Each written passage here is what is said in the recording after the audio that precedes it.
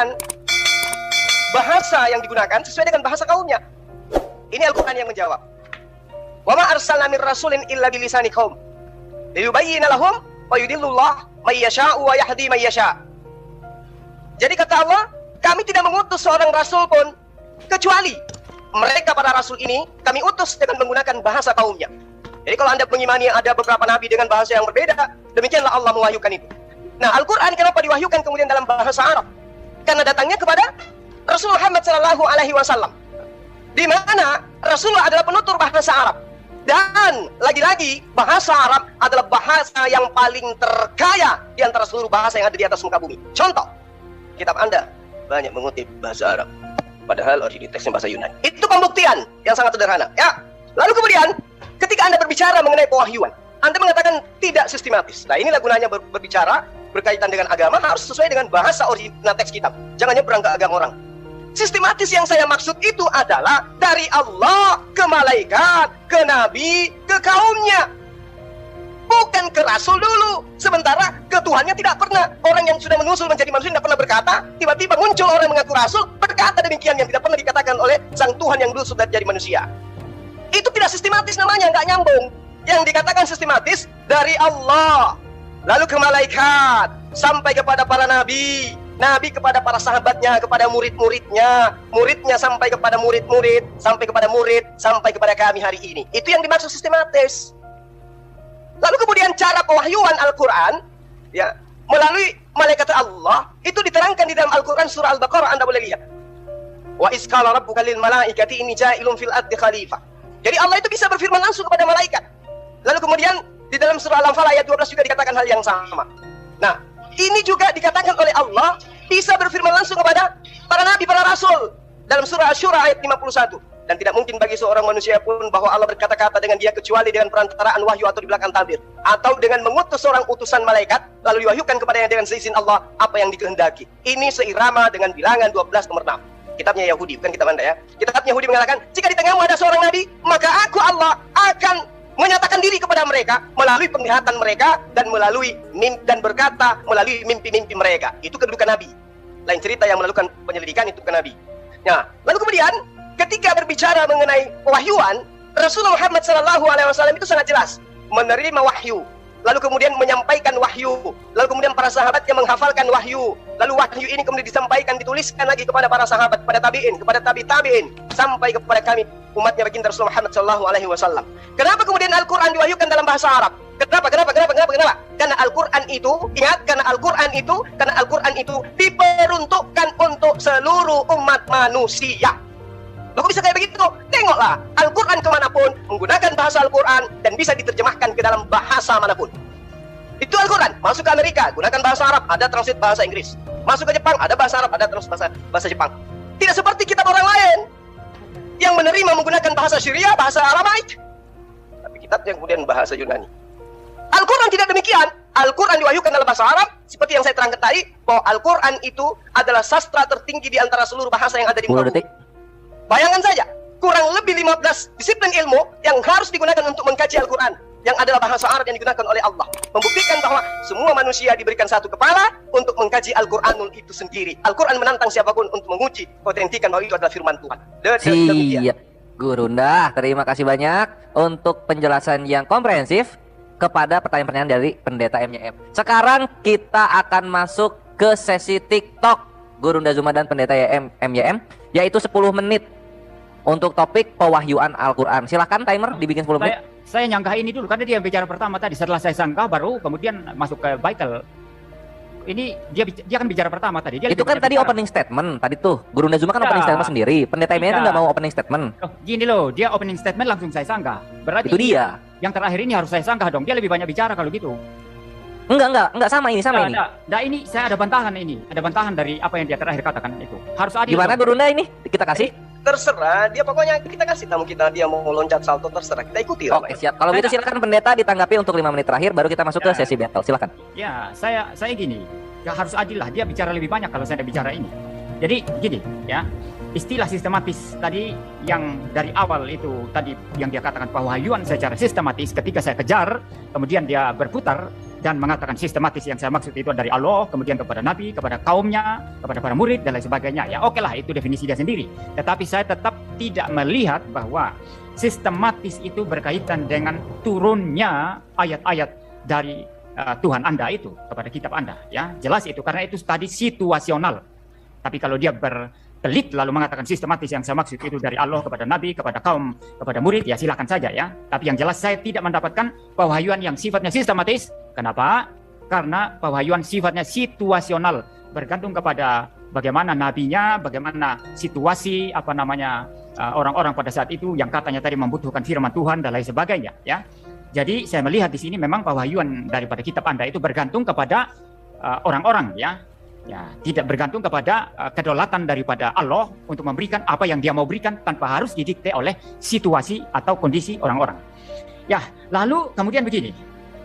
Ya, masalah dikatakan tadi Al-Qur'an untuk seluruh manusia. Nah, itu muncul tadi ketika saya bertanya apakah itu Al-Qur'an itu bahasanya Allah atau bahasa dunia, dan Zuma tadi sangat jelas sekali mengatakan bahasa di dunia ini ya, bahasa Arab, bahasa di dunia ini. Itu artinya bahwa firman Allah itu lebih dahulu mengalami penerjemahan ke dalam bahasa Arab. Allah tidak datang kepada Anda, kepada Nabi Anda itu dengan bahasa Allah sendiri. Seperti itu. Jadi ada penerjemahan, ada translation di sana. Ada satu prinsip terjemahan. Dan Zuma kemudian untuk melindungi diri, dia kemudian berkata Al-Quran untuk seluruh manusia. Tetapi saya tidak melihat itu, maafkan saya. Kenapa? Karena orang-orang Islam itu diwajibkan untuk belajar bahasa Arab, harus belajar bahasa Arab. Ya, membaca Quran di dalam bahasa Arab. Sejak masih kecil mereka dididik seperti itu. Sehingga ini tidak menunjukkan satu spirit atau satu semangat bahwa Al-Quran untuk seluruh umat manusia. Ya, seperti itu. Nah, kalau dikatakan tadi diterjemahkan ya saya pegang Al-Quran. Ini ada terjemahan Indonesia ini ya. Tetapi apakah Quran diterjemahkan ke dalam bahasa Indonesia dan Al-Quran bahasa Indonesia itu boleh dipakai di masjid, boleh dipakai di mana-mana, atau tetap harus merujuk kepada bahasa aslinya, begitu kan? Itu artinya bahwa terjemahan itu secondary, bukan sesuatu yang penting sekali di dalam iman Islam. Begitu, sesuatu yang secondary aja. Karena semua nanti tetap harus kembali belajar bahasa Arab. Sehingga tesis Anda yang mengatakan ini Quran untuk seluruh manusia itu memakan dirinya sendiri, berkontradiksi dengan dirinya sendiri dan tidak sesuai dengan spirit bahwa Quran bahasa Indonesia boleh dipakai di dalam kegiatan keberagaman Islam di Indonesia. Quran bahasa Amerika itu boleh dipakai dalam kegiatan beragama di Amerika tanpa harus orang merujuk kepada bahasa asli. Jadi Anda bertentangan dengan diri Anda sendiri di sini semua. Jadi saya sudah menemukan tadi beberapa kejanggalan, kontradiksi yang Anda sampaikan. Dan ketika Anda berkata Al-Quran untuk seluruh manusia, saya tidak melihat itu. Ya, karena semua orang Islam walaupun memang ada terjemahan yang sifatnya secondary ke dalam bahasa-bahasa, tetap harus kembali baca Quran dalam bahasa Arab. Ya, beda dengan Alkitab yang baca pakai bahasa Indonesia. Asal diterjemahkan dengan benar, dengan tepat, itu sudah sah dan baca dalam bahasa Indonesia. Itu saja tanggapan saya. Silakan masuk ke dalam sesi vital sekarang. Siap, thank you Pendeta MYM untuk tanggapannya terhadap penjelasan Guru Nazuma. Timer silakan di reset 10 menit, kita masuk ke sesi battle. Ikhwani Fisabilillah dan saudara kekristenan, selamat menikmati sesi battle ini. Dan aku menyampaikan ya, setelah sesi battle ini kita akan ada sesi partisipan. Dari kekristenan silakan siapkan 2 orang untuk raise hand dan bertanya. Aku kasihnya bentuknya supaya tidak memakan waktu lama, juga sesi battle ya. Masing-masing 5 menit, silakan. Oke, kalau begitu untuk kedua narasumber, bukan Akhi Farhan, ini untuk kekristenan dulu ya, untuk kekristenan dulu. Oke, kalau begitu silakan mulai berbicara, timer berjalan. Ya, jadi oh iya silakan. Ya, silakan Anda. Oke. Jadi saya katakan kepada Pak Pendeta ya, bahwa Al-Qur'anul Karim seperti apa yang Anda katakan tadi, yang Anda uraikan tadi, itu sangat jelas menggunakan bahasa Arab, itu diperuntukkan kepada seluruh umat manusia. Apa alasannya? Karena Al-Quran ini nantinya akan menjadi sumber hukum kepada siapapun. Itu bisa mencakup kepada siapapun. Hukum-hukum yang ada dalam ajaran agama Islam itu mencakup manusia di atas muka bumi, siapapun dia. Nah, oleh karena itulah kemudian Al-Quran diwahyukan dalam bahasa Arab untuk agar dipahami oleh seluruh umat manusia. Nah, kalau Anda mengatakan bahwa saya tidak tahu bahasa Arab, nah itulah gunanya untuk belajar, minimal bisa baca.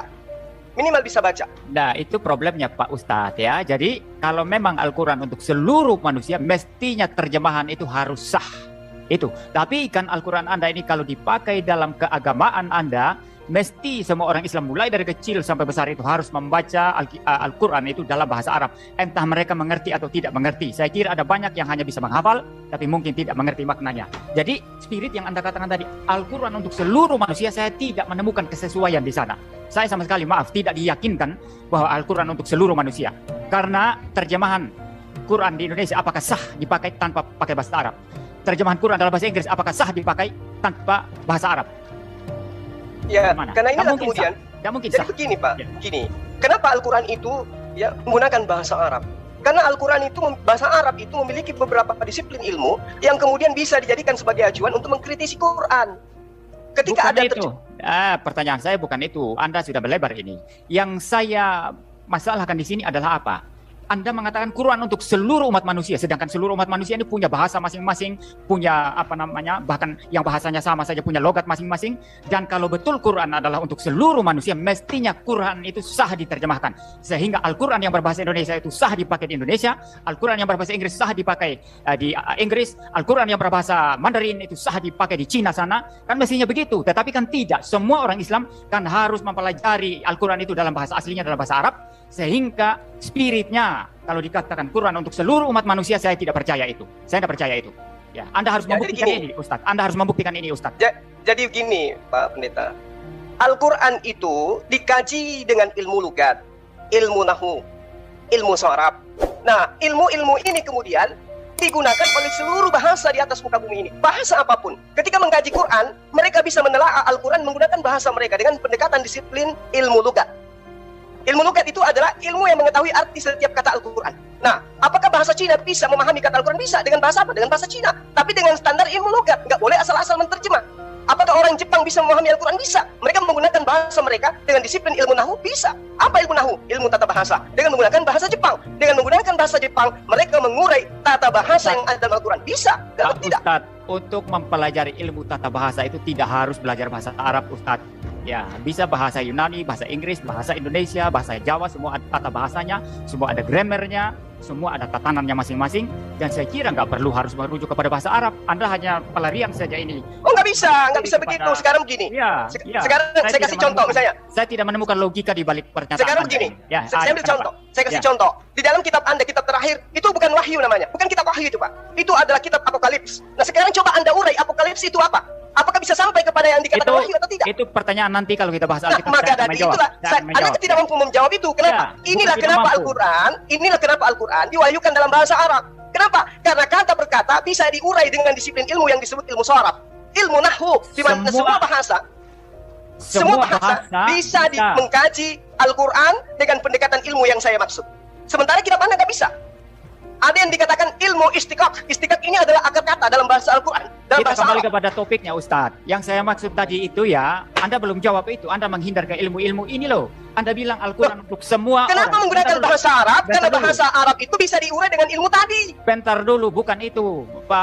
Serangan saya terhadap Anda tadi bukan itu. Yang saya maksud tadi Anda itu bukan serangan bagi saya. Quran itu adalah untuk semua manusia. Kenapa kalau begitu tidak boleh terjemahan bahasa Indonesia Quran itu dipakai secara sah untuk keagamaan Islam di Indonesia misalnya? Kenapa harus tetap merujuk kepada bahasa Arab? Jawab ini saja.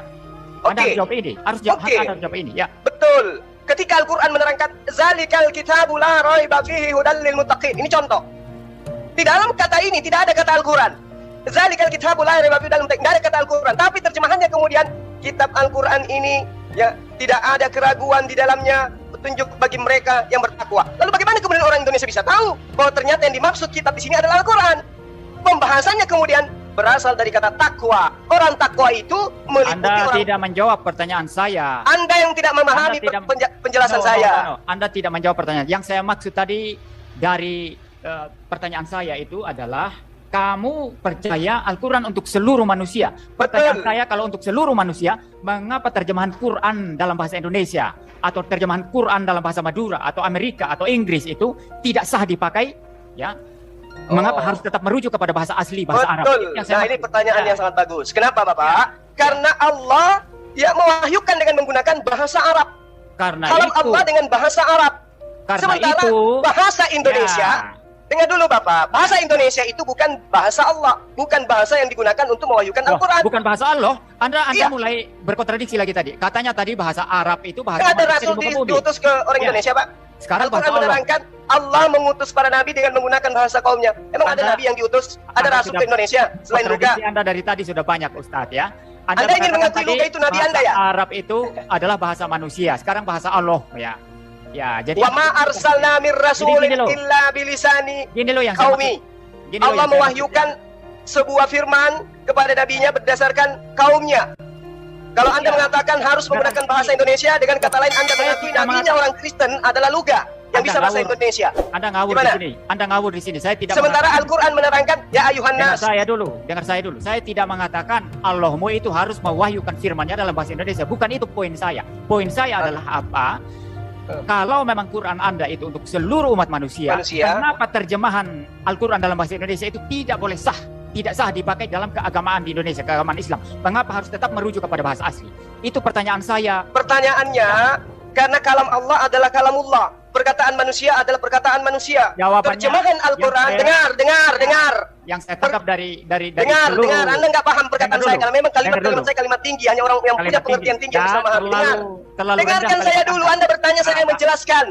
Nanti giliran Anda gini loh. menjelaskan. Gini loh. Ketika Ya. masa Bible, nanti Anda keteteran. Gini loh, Hati-hati gini loh. dulu, tunggu sabar. Bahasa Gini loh. manusia dengan Al-Quran bahasa Anda, Tuhan ya, itu Al-Quran beda. Anda diberikan kepada orang Arab saja, maka tidak boleh diterjemahkan ke dalam bahasa manapun Karena selain- itulah ada disiplin harus ilmu yang belajar menjelaskan bahasa itu Arab. yang saya sebutkan tadi. Berarti Jadi tidak bahasa bebas, manusia, kan? Tidak bebas dengarkan. dipelajari oleh orang-orang dalam bahasa Terjemahan masing-masing. itu Bapak adalah ya upaya manusia untuk mengetahui makna yang terkandung dari firman Tuhan. Yang saya tanyakan kenapa tidak sah dipakai? Tidak Hanya sah terjemahan karena saja. itu bukan firman Tuhan Bapak. Itu adalah perkataan manusia yang merupakan hasil upaya untuk memahami Loh, perkataan Tuhan. kalau begitu hanya untuk orang Arab berarti. Oh enggak bisa. Buktinya Al-Quran Berarti kami gini loh, pahami. Anda harus memaksa semua manusia belajar Buktinya bahasa seluruh Arab. dunia Konyol. umat Islam paham Al-Quran. Iya, terima kasih untuk kedua narasumber. Masya Allah, puji Tuhan. Ini sangat seru sekali ya, argumennya langsung diuji dan pertanyaan langsung di counter. Jadi saling berbantah-bantahan dalam sesi battle ini. Seru, tapi sayangnya waktu habis sehingga kita mesti laju ke ke segmen berikutnya, yaitu segmen dari partisipan tapi bukan muslim. Ini apanya untuk kedua narasumber, aku langsung mute karena waktu udah habis ini dua-duanya. Kita akan ke partisipan kekristenan dulu Ikhwah, karena ini waktunya adalah bertanya kepada Islam. Topiknya ini mengenai pewahyuan Al-Quran. Sesi berikutnya baru standby yang Islam. Silakan dari kekristenan. Ini apakah Kristen ini Kristen? Coba. Aku buka dulu mute-nya ya. Silakan. Ya, izin Dari Kristen ya? Siap, Kristen. Oke, siap. Namanya siapa? Kristen. Oh, namanya Kristen juga. Ya udah nggak apa-apa. Oke, ini seperti yang moderator sampaikan, kita akan menggunakan sesi battle karena ini kita dua topik malam ini sehingga berat untuk narasumber untuk tetap stay tune sampai jam-jam ke depan. Jadi mohon maklum. Kita sesi battle 5 menit untuk timer, silahkan dipersiapkan. Gurunda tafadhol dibuka mute-nya. Oke. Saya bertanya. Sebentar belum Bre. Oke, Gurunda siap ya. Silahkan dari pihak kekristenan dulu yang memulai berbicara dalam waktu battle ini. Timer jalan. Ya. Oke. Pak Zuma, ini kan polemikus Muslim itu biasanya mengatakan Alkitab itu palsu. Memang waktu di sesi yang pertama versus Pak MYM itu Pak Zuma mengatakan, oh bukan palsu, asli, Alkitabnya asli. Ditulis oleh Lukas, Paulus dan sebagainya, tetapi itu bukan firman Tuhan. Jadi Pak Zuma mengatakan demikian. Nah sekarang saya mau merujuk kepada Ali Imran ayat 3 yang mencatat bahwa kitab-kitab sebelumnya, sebelum Quran itu, Taurat dan Injil itu benar. Lalu di An-Nisa 136 mengatakan, ada perintah dari Allah untuk percaya kepada kitab sebelumnya yang diturunkan sebelumnya itu. Nah, sebelumnya itu apa? Taurat, Injil yang diklaim oleh Ali Imran itu benar. Nah sekarang pertanyaannya, bagaimana Pak Ustadz mau melaksanakan perintah An-Nisa 136 itu? Sementara Anda sendiri mengatakan kitabnya Kristen itu, Injilnya Kristen itu bukan firman Tuhan. Yang ada sekarang ini, itu bukan firman Tuhan. Lalu bagaimana Anda bisa melaksanakan perintah dalam An-Nisa 136 itu? Silakan Pak. Baik, pertanyaan yang sangat baik sekali ya. Satu dalil di dalam surah apa tadi? Dalam surah Ali Imran ayat 3. Nazzala 'alaikal kitaba bil haqq. Jadi dengan kebenaran. Jadi kitab ini mengandung kebenaran. Musaddiqal lima baina yadai wa anzal Taurah wal Injil. Jadi yang diuraikan Al-Qur'an diterangkan di sini. Allah mewahyukan kitab Al-Qur'an kepadamu Muhammad yang mengandung kebenaran, membenarkan kitab-kitab sebelumnya dan menurunkan Taurah dan Injil. Jadi ayat ini mengatakan Al-Quran ini mengandung kebenaran, Al-Quran juga membenarkan kitab-kitab sebelumnya, dan juga menurunkan, dan Allah juga ini menurunkan Taurat dan Injil. Ini tidak dipungkiri oleh umat Islam. Jadi dari informasi Al-Quran, menerangkan bahwa Al-Quran ini membenarkan kitab-kitab terdahulu. Bagaimana dengan kitab terdahulu? Allah juga menjelaskan dalam ayat Al-Quran, diterangkan innal ladina yaktumuna ma anzalallahu minal kitab wa yastaru bihi thamanan qalila. Jadi kitab-kitab terdahulu itu dibenarkan oleh Allah. Nah, pembenaran ini, itu ruang lingkupnya bukan berarti kitab tersebut itu benar. Dalam arti kata, tidak akan mungkin diselewengkan oleh orang-orang yang didatangkan kepada mereka. Bukan begitu. Kebenaran yang dimaksud adalah bahwa kaum terdahulu itu telah diberikan kitab Torah dan juga Injil kepada mereka. Namun, diurai kemudian oleh Allah bahwa mereka ini, kaum terdahulu, gemar kemudian menyembunyikan apa yang didatangkan oleh Allah kepada mereka. Ini yang perlu sahabat pahami. Ya ahlal kitab, lima takfuruna bi ayatillah wa antum tashhadun. Hai ahli kitab, mengapa engkau mengingkari ayat-ayat Allah padahal kamu mengetahui kebenarannya? Ya ahlal kitab, lima talbisuna al-haqqa bil batil wa taktumul haqqa wa antum ta'lamun. Wahai ahli kitab, mengapa kau mencampur adukkan yang hak dengan yang batil dan menyembunyikan kebenaran padahal kamu mengetahui? Identifikasi sederhananya adalah kebenaran Al-Quran ini, kita tidak lagi pernah menemukan kitabnya Nabi Musa, dan tidak pernah lagi menemukan kitab yang diajarkan oleh Nabi Isa alaihissalam. Oleh karena itu kemudian apa yang Anda yang Anda pertanyakan dalam surah Ali Imran itu benar adanya. Bahwa Allah membenarkan kitab-kitab terdahulu. Ya, kitab yang dimaksud di sini adalah Injil Taurat. Oleh karena itu Islam beriman kepada kitab ini. Namun kemudian di dalam Al-Qur'an diterangkan dalam surah Al-Baqarah ayat 79, di situ diterangkan bahwa orang-orang terdahulu ketika mereka diberi kitab, mereka menyembunyikan kebenaran itu, lalu dia mengatakan wailul lil ladzina yaktubuna alkitaba bi aydihim tsumma yaquluna hadza min indillah liyastaru bihi thamanan qalila. Celakalah orang-orang yang menulis buku dengan tangan mereka sendiri, kemudian berkata ini dari Allah dengan maksud menjual dengan harga yang murah. Maka celakalah mereka karena tulisan tangan mereka, dan celaka yang mau menuliskan. Demikian. Ya, saya kira Anda belum menjawab pertanyaan saya tadi. Kan ini ada perintah Pak dari An-Nisa 136 untuk percaya kepada kitab yang diturunkan sebelumnya, Taurat dan Injil. Lalu Anda berkelit mengatakan itu sudah diselewengkan atau itu bukan firman Tuhan lah. Maksudnya yang ada sekarang ini itu sudah diselewengkan. Lalu bagaimana Anda mau melaksanakan perintah dalam An-Nisa? Iya, maaf untuk berikutnya sesi battle sudah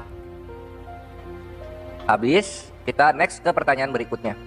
Maka dari itu untuk kedua narasumber dan juga penanya silakan. Adinda boleh nggak mungkin. supaya teman-teman kita nggak kecil, boleh nggak 1 menit? Oh gitu. Boleh ya? 3 menit deh. 3 menit Gurunda nggak cukup ini soalnya. Jadi kawan sebentar Gurunda. Dari kawan Kristen juga kalau misalnya udah dirasa ada yang kurang cocok dengan jawaban dan pertanyaan, langsung di ini aja karena ini sesinya battle gitu. Aku nggak bisa memberikan sesi tanya jawab, kepanjangan. Mohon dimengerti ya. Silahkan Kristen dibuka lagi mute-nya. Aku kasih 3 menit tambahan untuk Kristen saja iya. spesial. Betul ya. Saya pikir tadi tanya jawab. Itu dia makanya. Sorry. Tadi surah apa tadi, An-Nisa ayat berapa ya? An-Nisa 136 itu kan perintah untuk percaya kepada kitab-kitab sebelumnya. Nah sekarang faktanya yang ada sekarang Injil dan Taurat itu katanya diselewengkan oleh Ustaz Zuma itu tadi. Nah bagaimana mau melaksanakan perintah An-Nisa 136 itu? Ya. Jadi di dalam ayat ini dikatakan ya ayyuhalladzina amanu aminu billah wa rasulih. Jadi ini adalah perintah. Wahai orang-orang beriman, tetap beriman kepada Allah dan Rasulnya, yaitu Muhammad SAW, dan kepada kitab Al-Quran yang diturunkan kepada Rasulnya, serta kitab yang diturunkan sebelumnya. Nah, memang kami beriman kepada kitab itu, kami beriman. Kami tidak mengingkari bahwa adanya kitab yang pernah diberikan oleh Allah kepada nabi-nabi terdahulu itu tidak ada. Kami beriman, kitab itu ada. Kami tidak pernah mengingkari itu. Rukun iman, ya, itu harus beriman kepada kitab-kitab sebelumnya. Namun kemudian firman Allah juga menerangkan bahwa kitab sebelumnya ini sebelum Al-Quran itu sudah dicampur adukkan dengan kebenaran. Saya tanya kapan mulai dicampur adukkan? Kapan diselewengkan? Tahun berapa itu? Di mana? Nah, siapa yang menyelewengkan? Tahun berapa? Di mana? Dan siapa yang menyelewengkan? Oke, bagus. Saya tidak bisa kemudian menjelaskan siapa yang menyelewengkan. Kenapa? Nggak bisa dong. Harus dijelaskan supaya kita ngerti. Oke, itu kemampuan saya terbatas. Lah nggak bisa. Harus jelaskan. Yang saya bisa uraikan kepada sahabat, kitabnya Nabi Musa itu sudah tidak ada. Tapi muncul kemudian kitab yang mengaku sebagai kitabnya Nabi Musa. Nah, siapa yang menuliskan itu? Anda boleh lihat sejarah 3 sebelum Masehi, bagaimana salah satu kaisar Romawi memerintahkan kitabnya Esra diterjemahkan ke dalam bahasa Septuaginta. Setelah Septuaginta, ke dalam bahasa-bahasa yang lain, tanpa menyertakan original teks dari kitab yang diterima oleh Nabi Musa. Kitab Musa itu Pentateuch, Kejadian, Keluaran, Maut, Bilangan-Bilangan. Itu ada itu. Dari Musa disampaikan kepada siapa? Siapa yang selewengkan tahun berapa? Dari Musa disampaikan kepada siapa? Siapa yang selewengkan kitab Musa? Saya itu tanya yang Anda dari Musa di Wahyu disampaikan yang selewengkan kepada siapa? Yang selewengkan itu siapa? Pasti Sementara orang-orang kitab- ahli kitab. Siapa? Pasti Siapa ahli itu ahli kitab? Kapan itu diselewengkan? Nah Tahun sekarang berapa? apa? Gimana? Oke, baik. Tahun berapa? Dengar. Gimana? Tunjukkan Tunjukkan literatur satu yang nama mengatakan kepada demikian. saya Ini saya tidak ketika hanya ingin Musa mengklaim. meninggal. Anda hanya klaim saja. Tunjukkan literatur mana yang Ketika mengatakan Nabi Musa Pentateuch meninggal, itu sudah diselewengkan. tunjukkan kepada Atau saya Injil itu siapa sudah yang menerima Torah dari Nabi Musa. Silakan Pak, beban pembuktian ada di Anda. Beban Anda pembuktiannya itu mengatakan ada ini sudah pada diselewengkan. Anda. Oh, Kalau tidak. Anda Yang tidak bisa menuduhkan sampean, yang membuktikan menuduhkan Ustaz Zuma, bahwa ada bahwa ini oknum yang sudah menerima tidak Torah palsu, dari Musa, sudah diselewengkan. berarti Nah, sekarang kitab yang buktikan. Anda terima Tidak bukan bisa. kitab Nabi Anda Musa. harus membuktikan siapa yang menyelewengkan. Anda Di harus mana membuktikan itu, tahun ada berapa? orang yang Oh, menerima menunjukkan sampean. kitab Torah Yang Anda kok dari bisa Musa. membuktikan? Ini kacau dong. Nggak bisa Bukan begitu. kacau, bukan Nggak bisa. kacau. Iya, terima kasih. Aduh, aku sebagai moderator ini apa ya, puas untuk memberikan waktu, nggak rugi. Ternyata seru. Yang dibawakan itu topiknya mengenai pembuktian manuskrip ini jatuhnya. Ini seru nih di sini. Cuman sayang topiknya kita nggak kesana. Mungkin Kristen bisa kita nanti lanjut dialog di lain kesempatan ya tentang ini dengan Gurunda gitu. Ini sangat seru. Tapi sayang waktunya habis dan kita mesti berbagi dengan yang lainnya. Semoga pertanyaan dan juga penjelasan dari Gunda Zuma menjadi hikmah bagi masing-masing keimanan gitu. Karena ini seru dan berat topiknya untuk kali ini. Oke, berikutnya kita lanjut ke thank you Kristen ya. Berikutnya kita lanjut ke kawan kekristenan yang lain. Aku kasih 2 kesempatan lagi. Berikutnya siapa ya? Ardian, apakah Ardian ini Adek, 6? tadi sepakatnya satu penanya aja deh pertama. Oh gitu ya? Iya, nanti satu aja juga ke Muslim, ke Pak Pendeta kita. Oh gitu, boleh deh Gurunda, siap-siap. Oke Iya. deh, ini oke deh kalau begitu. Kawan kita menghargai permintaan Gurunda ya, karena memang nantinya delay 20 menit. Kasihan pendetanya nanti Jadi karena ada tambahan 4 pertanyaan lagi. Oke deh. Siap, kalau begitu silakan kita closing masing-masing pihak. Berarti dari Gurunda dulu ya? Kita Bible kan belum dibahas deh. Betul, enggak maksudnya closing untuk sesi ini atau enggak perlu? Closing Kursi nanti aja? nanti terakhir, ya. Oke siap kalau begitu. Oke deh kalau begitu kita lanjut sekarang Ikhwani Fisabilillah dan saudara-saudari kekristenan. Kita lanjut ke ke sesi berikutnya yaitu mengenai pewahyuan Bible. Sekarang adalah posisinya pihak kekristenan defensif atau menjelaskan dan pihak dari Muslim bertanya. Oke, seperti yang sudah disepakati, opening statement akan diberikan waktu 7 menit. Pendeta MYM jika siap katakan siap. Ya. Suaranya kecil banget. Sebentar ya. Ya, suara saya jelas enggak? Kecil banget. Kok bisa? Sebentar. Kalau sekarang bagaimana? Kecil banget sih. Nggak bisa di ini mentok ini, segede segini aja. Waduh, kalau terlalu kecil ya nggak kedengaran suara Ini, saya. ini yang tadi, ini suara yang tadi. Sip. Itu yang tadi. Itu Ini bagus itu. Ini udah bagus ya? Sip, cakep. Ya, baik. Udah siap ya? Ya. Oke, timer berjalan ketika pendeta mulai opening statement. Silakan. Ya, baik. Pewahyuan di dalam pengertian Kristen itu sama sekali berbeda dengan apa yang menjadi pewahyuan sebagaimana dijelaskan oleh Ustadz Zuma tadi dari pihak Islam. Dan saya juga tidak yakin apakah semua orang Islam itu sepakat dengan Zuma, tetapi yang jelas saya akan hanya menanggapi Zuma di sini ya. Nah, kalau Kristen itu pewahyuan Alkitab itu di dalam pengertian Allah Tuhan memberikan firman-Nya kepada manusia itu dalam pengertian yang menerima itu hanya para nabi perjanjian lama dan rasul perjanjian baru. Nah, dan pemberian wahyu oleh Tuhan itu ada yang sifatnya itu langsung ya, mereka menulis ya seperti itu, tetapi nanti itu ada satu jenis yang lain yang disebut sebagai pengilhaman. Nanti saya akan menjelaskan itu pengilhaman apa ya. Jadi dua istilah ini baik revelation atau pewahyuan dengan istilah pengilhaman itu berbeda ya. Nah, kalau pewahyuan ini diberikan kepada para nabi dan para rasul sehingga mereka menulis firman Allah itu. Nah, tetapi di dalam Alkitab ada juga yang bukan nabi juga bukan rasul, tapi mereka menulis firman Allah. Nah, misalnya kalau dalam perjanjian lama itu ada penulis kitab Esther itu Mordekai ya, itu bukan nabi ya, tapi dia menulis ya. Ada juga dalam perjanjian baru misalnya Lukas menulis Injil Lukas itu bukan rasul ya. Ada juga misalnya Yudas, Yakobus itu bukan rasul mereka. Tetapi mengapa tulisan mereka disebut firman Allah? Karena mereka mendapat pengilhaman. Kalau pewahyuan tadi itu adalah bagaimana Tuhan mengkomunikasikan firman-Nya pada para nabi dan para rasul. Sehingga tadinya para nabi, para rasul tidak memahami apa kehendak Tuhan, apa isi hati Tuhan, maka melalui pewahyuan itu mereka sekarang jadi paham. Nah, kalau pengilhaman ini, ya misalnya yang didapat Lukas dan juga misalnya Mordekai dalam perjanjian lama, atau Yakobus atau Yudas, ya maka mereka itu mendapatkan pengilhaman. Artinya mereka menulis, dan ketika mereka menulis, misalnya hasil penelitian mereka, ya Lukas misalnya jelas sekali berkata, itu menulis kepada Theophilus bahwa dia menyelidiki segala sesuatu lalu menuliskan itu kepada Theophilus. Ya, seluruh yang ditulis oleh Lukas itu diinspirasikan atau diilhamkan oleh Roh Kudus. Ya, jadi dia bukan ngarang sendiri, ngarang bebas, tapi karena diilhamkan oleh Roh Kudus, maka dia menulis dan hasilnya tulisannya itu adalah tulisan yang infallible dan inerrant, tidak bersalah dan tidak menyesatkan. Maka saya jelaskan begini, pewahyuan hanya didapat para nabi dan para rasul. Ya, ada nabi, ada yang bukan nabi, ada yang bukan rasul menulis. Mereka mendapat pengilhaman sehingga apa yang mereka tulis itu tidak salah, tidak menyesatkan, walaupun itu adalah hasil penelitian mereka. Nah, kalau pewahyuan ini khusus untuk nabi dan rasul, maka pengilhaman itu semua dapatkan. Nabi menulis wahyu yang diterima dari Tuhan, itu tidak salah, tidak menyesatkan karena diilhamkan. Rasul sama menulis itu wahyu yang mereka terima dari Tuhan, tidak salah dan tidak menyesatkan karena itu juga diilhamkan. Jadi kalau ilham itu mencakup semuanya, kalau wahyu hanya diterima oleh para nabi, para rasul. Tetapi sekaligus juga para nabi, para rasul itu juga mendapatkan ilham sehingga tulisan mereka perihal wahyu Allah yang mereka terima itu tidak salah, tidak menyesatkan. Dan di dalam pewahyuan dan pengilhaman ini, Tuhan menggunakan seluruh keberadaan manusia, situasi dia, ya, termasuk pendidikan dia, semua dipakai, kemanusiaan dia semua dipakai. Ya, tetapi karena Roh Kudus memimpin, mengilhamkan, menginspirasikan, maka seluruh yang mereka tulis itu tidak salah, tidak menyesatkan.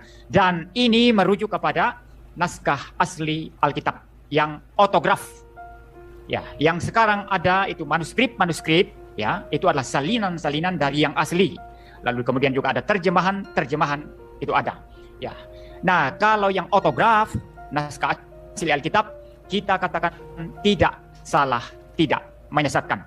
Tetapi kalau salinan, mungkin ada kekeliruan. Tetapi justru karena ada banyak manuskrip, maka bisa dibanding-bandingkan seperti itu. Lalu kemudian terjemahan juga sama. Bisa saja satu kata diterjemahkan secara keliru. Seperti misalnya di LAI, ada mungkin 1-2 kata tertentu yang saya tidak sepakat terjemahannya, ya. Tetapi saya bisa membandingkan dengan versi-versi lain dalam Alkitab.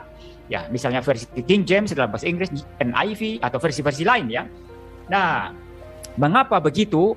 Karena memang Alkitab ini diberikan untuk manusia, ya, dengan inspirasi Roh Kudus, lalu kemudian disalin, kemudian diterjemahkan ke dalam berbagai bahasa untuk dipahami semua orang, karena Alkitab untuk semua orang, semua bahasa.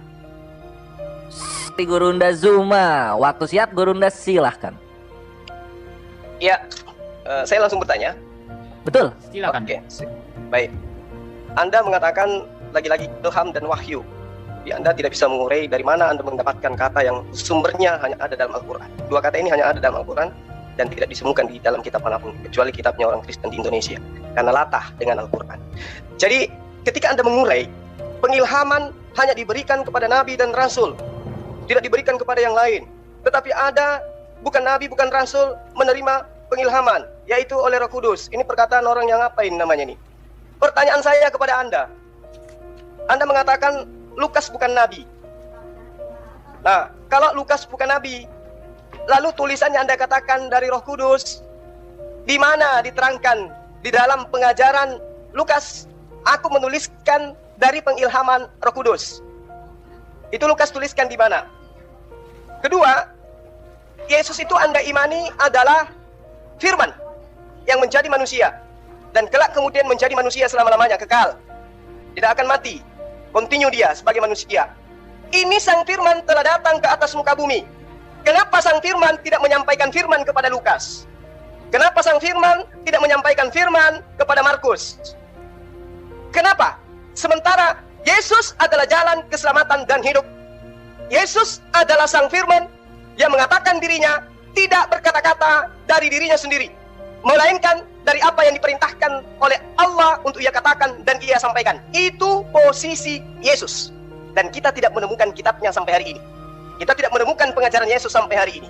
Tapi Lukas, dengan ketebalan 1 jengkal buku, itu berkata-kata entah dari siapa.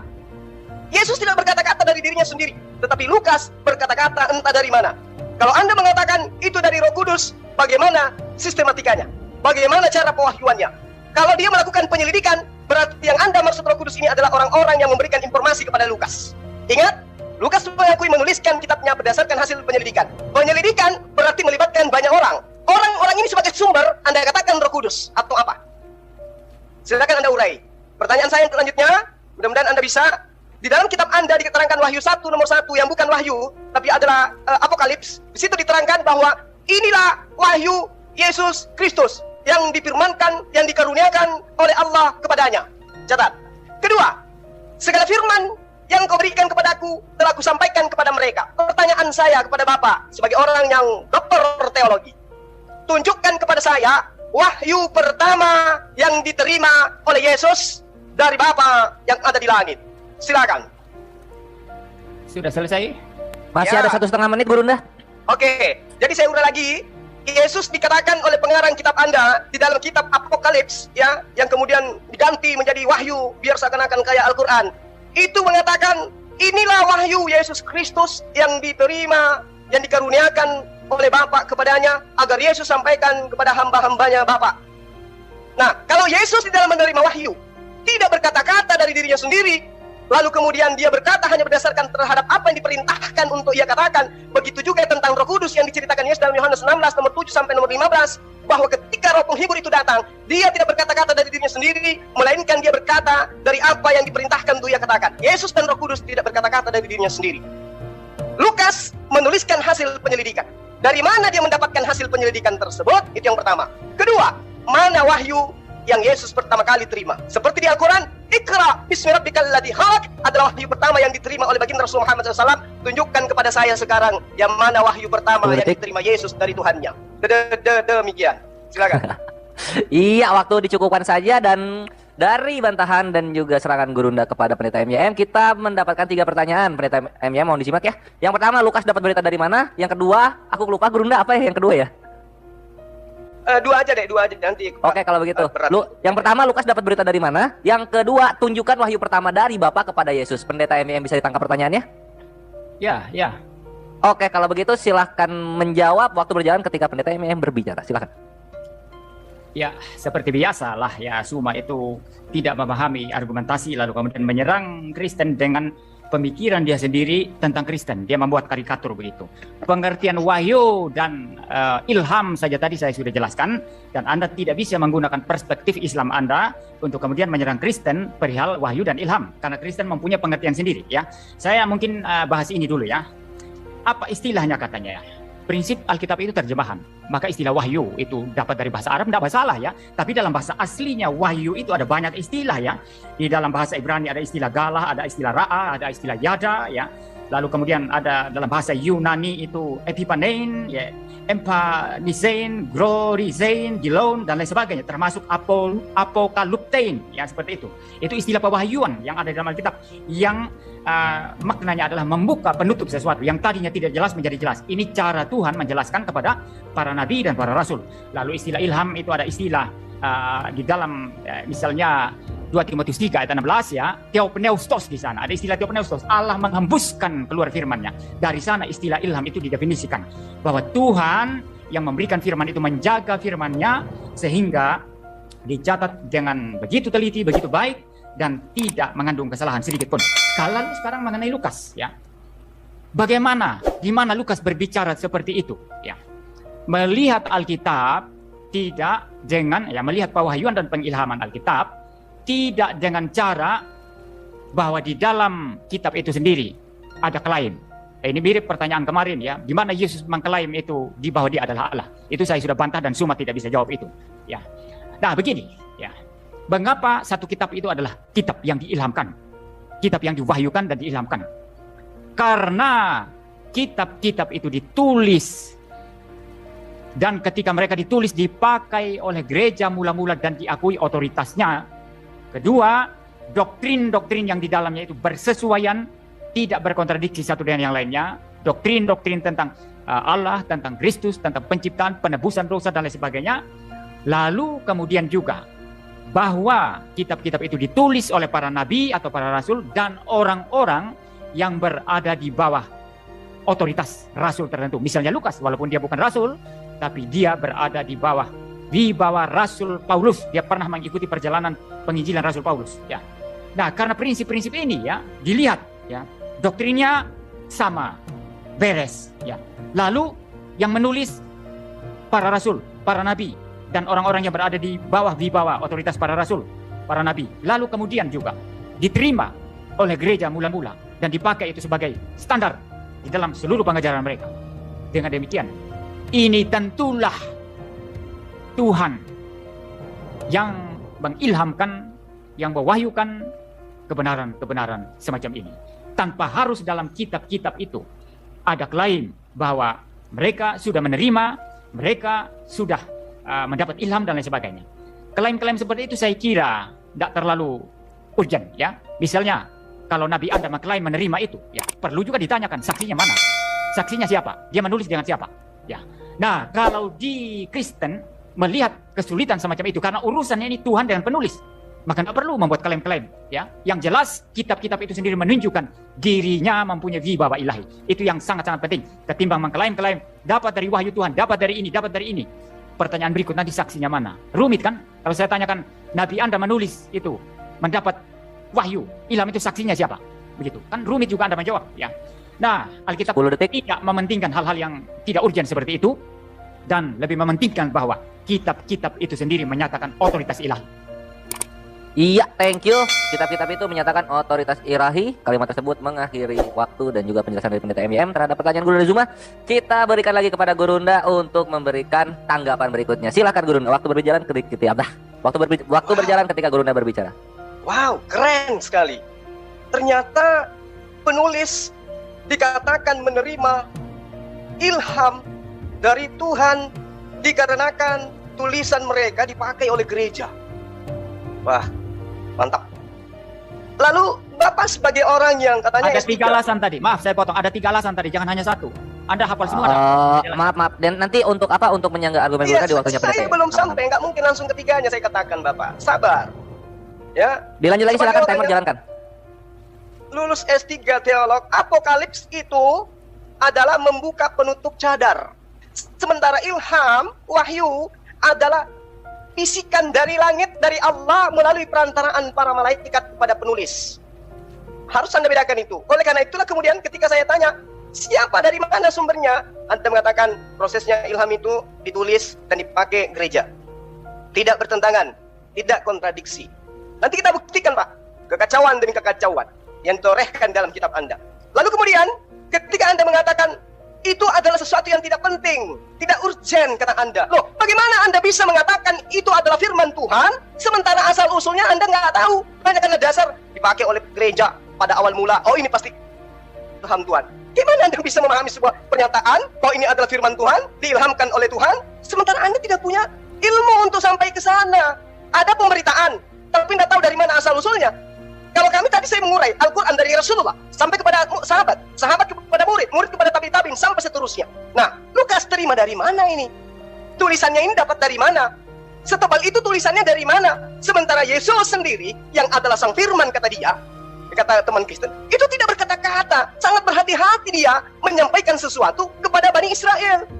Apa yang aku katakan bukan dari diriku sendiri, tapi dari Dia yang telah mengutus aku. Aku tidak berkata-kata dari diriku sendiri, sesuai yang diperintah, kecuali yang diperintahkan untuk aku katakan. Lukas dasarnya apa mengatakan itu firman Tuhan? Teman Kristen mengatakan itu firman Tuhan, dasarnya apa? Sedangkan nyampai kepada Yesus saja tidak. Sampai kepada Yesus saja tidak. Oleh karena itulah kemudian, kalau ada sampai kepada Yesus, tolong tunjukkan kepada saya wahyu pertama yang diterima Yesus itu yang mana?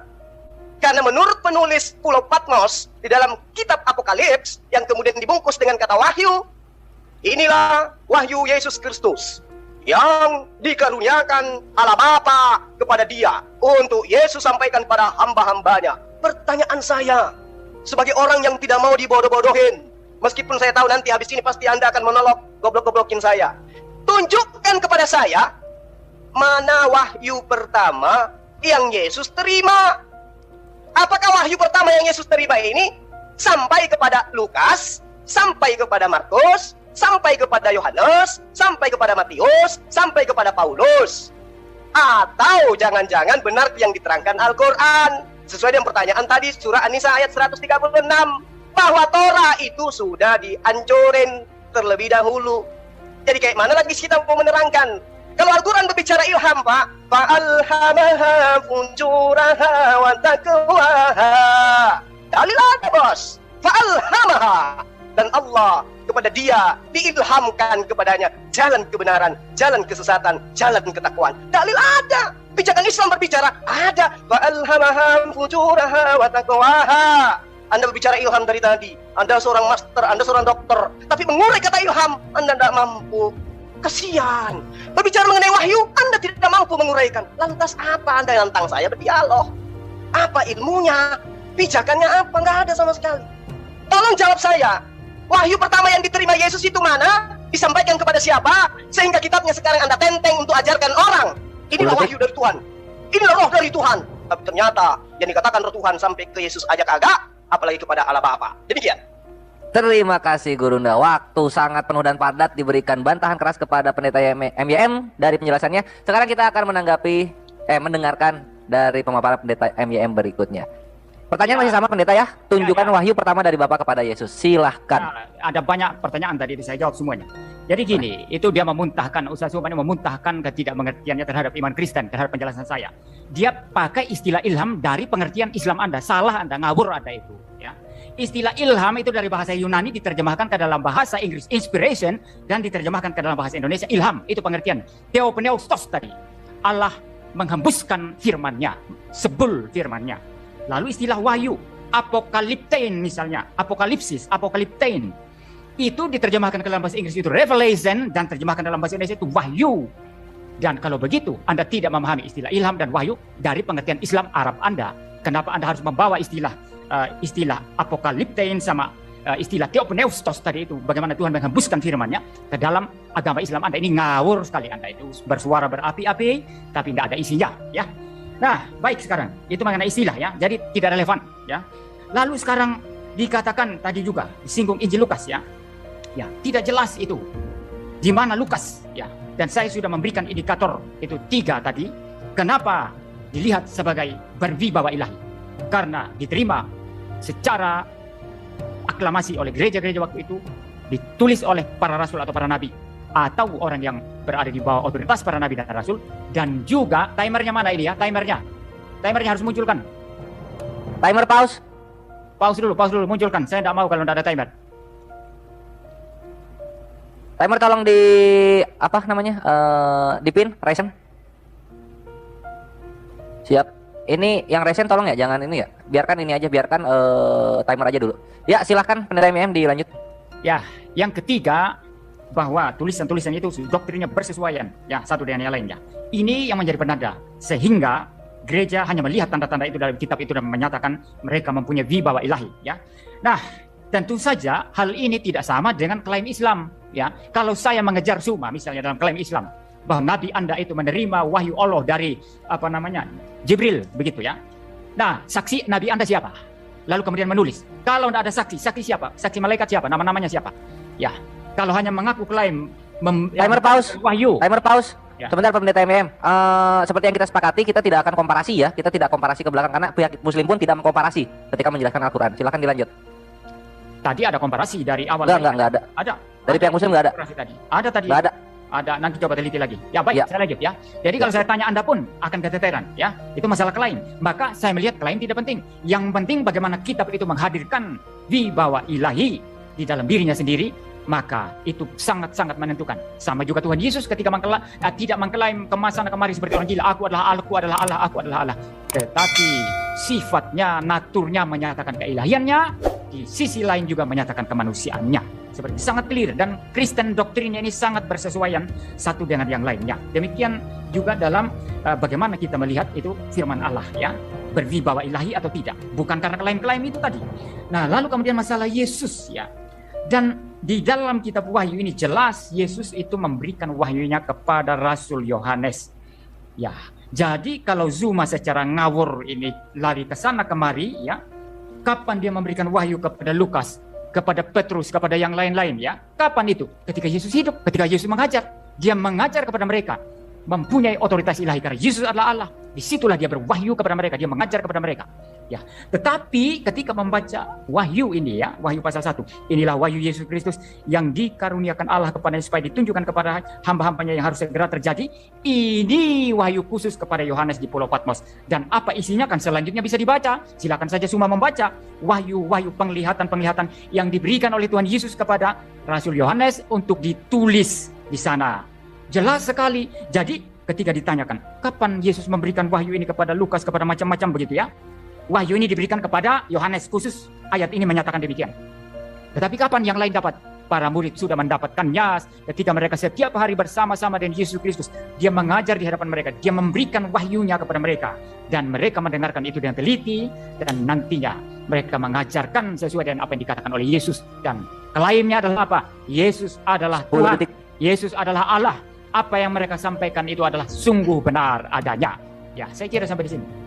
Iya, apa yang mereka sampaikan sungguh benar adanya, Gurunda. Silahkan langsung ditanggapi saja. Iya. Jadi saya katakan kepada Anda, Wahyu 1 nomor 1 itu jangan dipelintir dong. Ini kitab Anda seorang master, dokter lagi. Jangan dipelintir dalilnya. Ini sudah bahasa Indonesia, dipelintir lagi. Inilah wahyu Yesus Kristus yang dikaruniakan Allah kepada Yesus. Bukan kepada Yohanes, Pak. Kepada Yesus. Inilah wahyu Yesus Kristus yang dikaruniakan Allah kepadanya, kepada Yesus, supaya ditunjukkannya kepada hamba-hambanya apa yang harus terjadi segera. Dan oleh malaikatnya yang diutusnya, ia telah menyatakan kepada hambanya Yohanes. Nah, itu baru kemudian Yesus menyatakan kepada Yohanes. Tapi awalnya, wahyu Yesus Kristus itu dikaruniakan Allah kepadanya, itu Yesus itu yang menerima wahyu. Tapi kalau kemudian Anda mengatakan, itu adalah Yohanes, oke. Tapi di dalam Yohanes 12:49 jelas di sana Yesus menerima firman dan menyampaikan firman. Yohanes 17 nomor 8 dikatakan, segala firman yang engkau berikan kepadaku telah aku sampaikan kepada mereka. Kalau Bapak membantah wahyu 1 nomor 1, silakan Anda tunjukkan wahyu pertama yang diterima oleh Yesus dari Allah itu yang mana? Yohanes 17 nomor 8, segala firman yang engkau berikan kepadaku. Berarti Yesus menerima firman, kan? Aku tidak berkata-kata dari diriku sendiri. Apa yang aku katakan adalah apa yang disampaikan oleh Bapa untuk sampaikan dan aku katakan. Berarti Yesus menerima firman. Tunjukkan firman pertama, wahyu pertama yang Yesus terima dari Allah Bapa. Itu yang pertama. Anda nggak bisa jawab itu.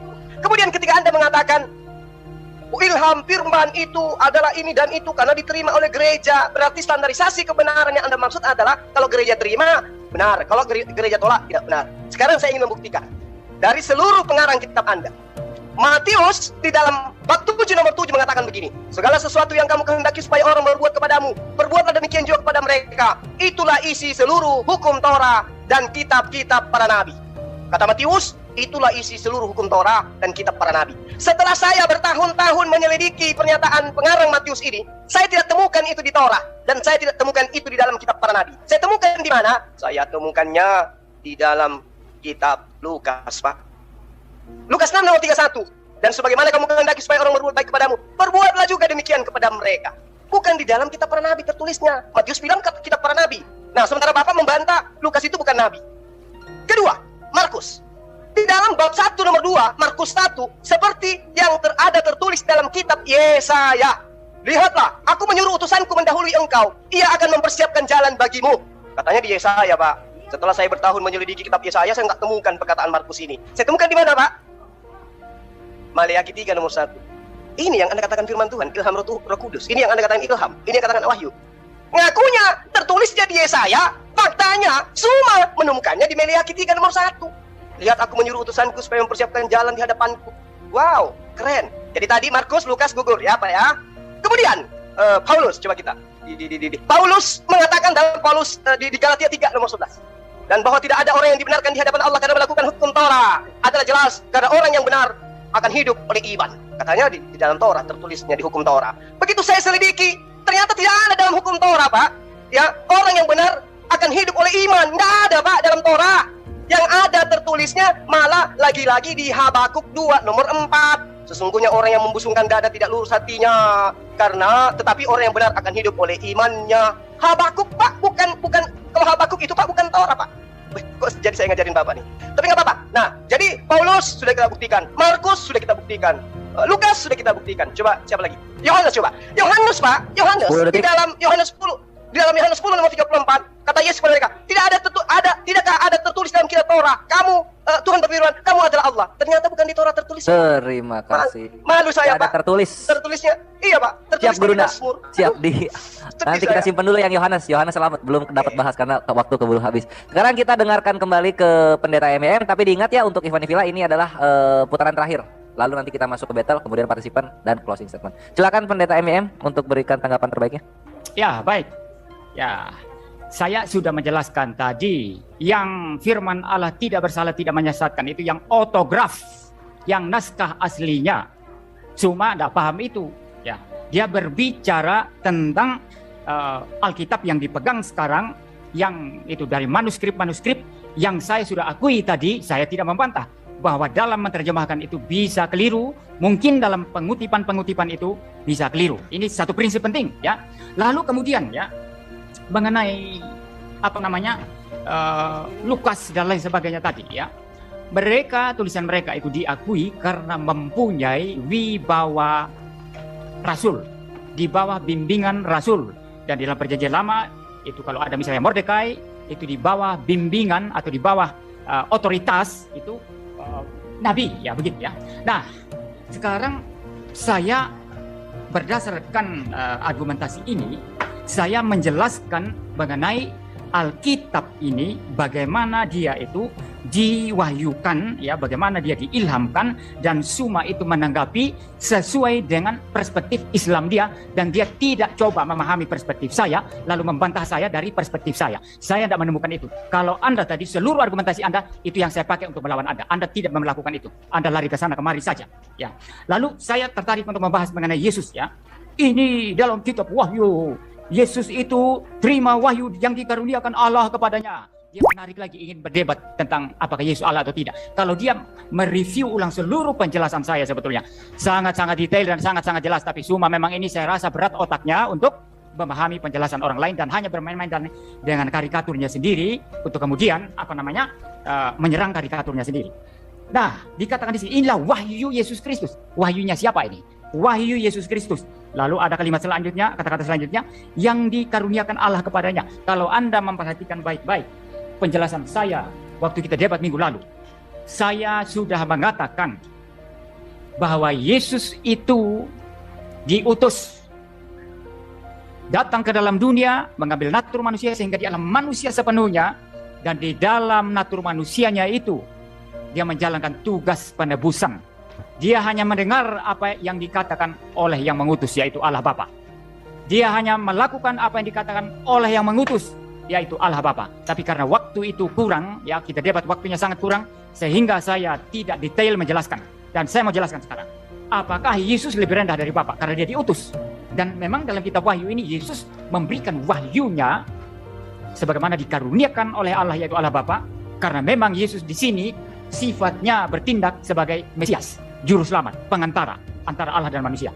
Nah, apakah yang mengutus itu lebih tinggi daripada yang diutus? Tidak tentu begitu. Saya kalau mengutus seseorang untuk menyampaikan sesuatu hal kepada orang lain, orang yang saya utus sama manusianya dan saya. Dia manusia, saya manusia. Dia tidak lebih rendah daripada saya. Tapi dia harus setia menyuarakan apa yang saya sampaikan kepada dia. Bukan karena dia lebih rendah, tapi karena dia adalah utusan saya. Demikianlah Yesus Kristus bertindak sebagai utusan. Tetapi sebagai logos ilahi, dalam kealahannya, firman Allah Bapa adalah firman Yesus sendiri. Maka dalam Injil, dalam Wahyu Yohanes ini, ketika dikatakan inilah wahyu Yesus Kristus, benar bahwa itu wahyu dia sendiri, sekaligus benar bahwa wahyu itu diterima dari Bapa. Karena Bapa dan Yesus adalah satu adanya. Satu hakikat, satu substansi keilahian. Firman Bapa itulah firman Yesus, itulah firman Roh Kudus. Tidak mungkin terjadi pertentangan. Maka tidak ada masalah di sini. Inilah wahyu Yesus Kristus. Memang itu wahyu Yesus Kristus. Karena dia dalam rangka diutus sebagai Mesias. 10 detik. Berdiri di sini yang dikatakan, yang dikaruniakan Allah kepadanya. Tidak ada kontradiksi, tidak ada masalah di sini. Lalu waktu saya sudah habis. Ayat-ayat tadi masih banyak. Ya mudah-mudahan nanti saya bisa ada waktu untuk menjelaskan. Nggak apa-apa, ini masih ada sesi battle kok. Oke. Nanti masih bisa dijelaskan di situ. Ya, silakan. Oke, Gurunda, tanggapan terakhir sebelum kita masuk ke sesi battle, berikan semangatnya Gurunda. Tafadhol. Oke. Jadi Anda sangat-sangat tidak akademisi, ya, tidak sesuai dengan titel. Anda mengatakan terjemah, itu terjemah. Nah, itulah makanya Anda jangan bicara terus nggak sesuai titel, itu tidak masuk dalam debat. Anda sudah melebar. Ya. Kalau Oke, Gurunda, Gini untuk aja. kali ini Nah, aku benarkan pendeta MIM. Tafadhol Gurunda, dilanjut tanpa kesana. Ya, oke, nggak apa-apa.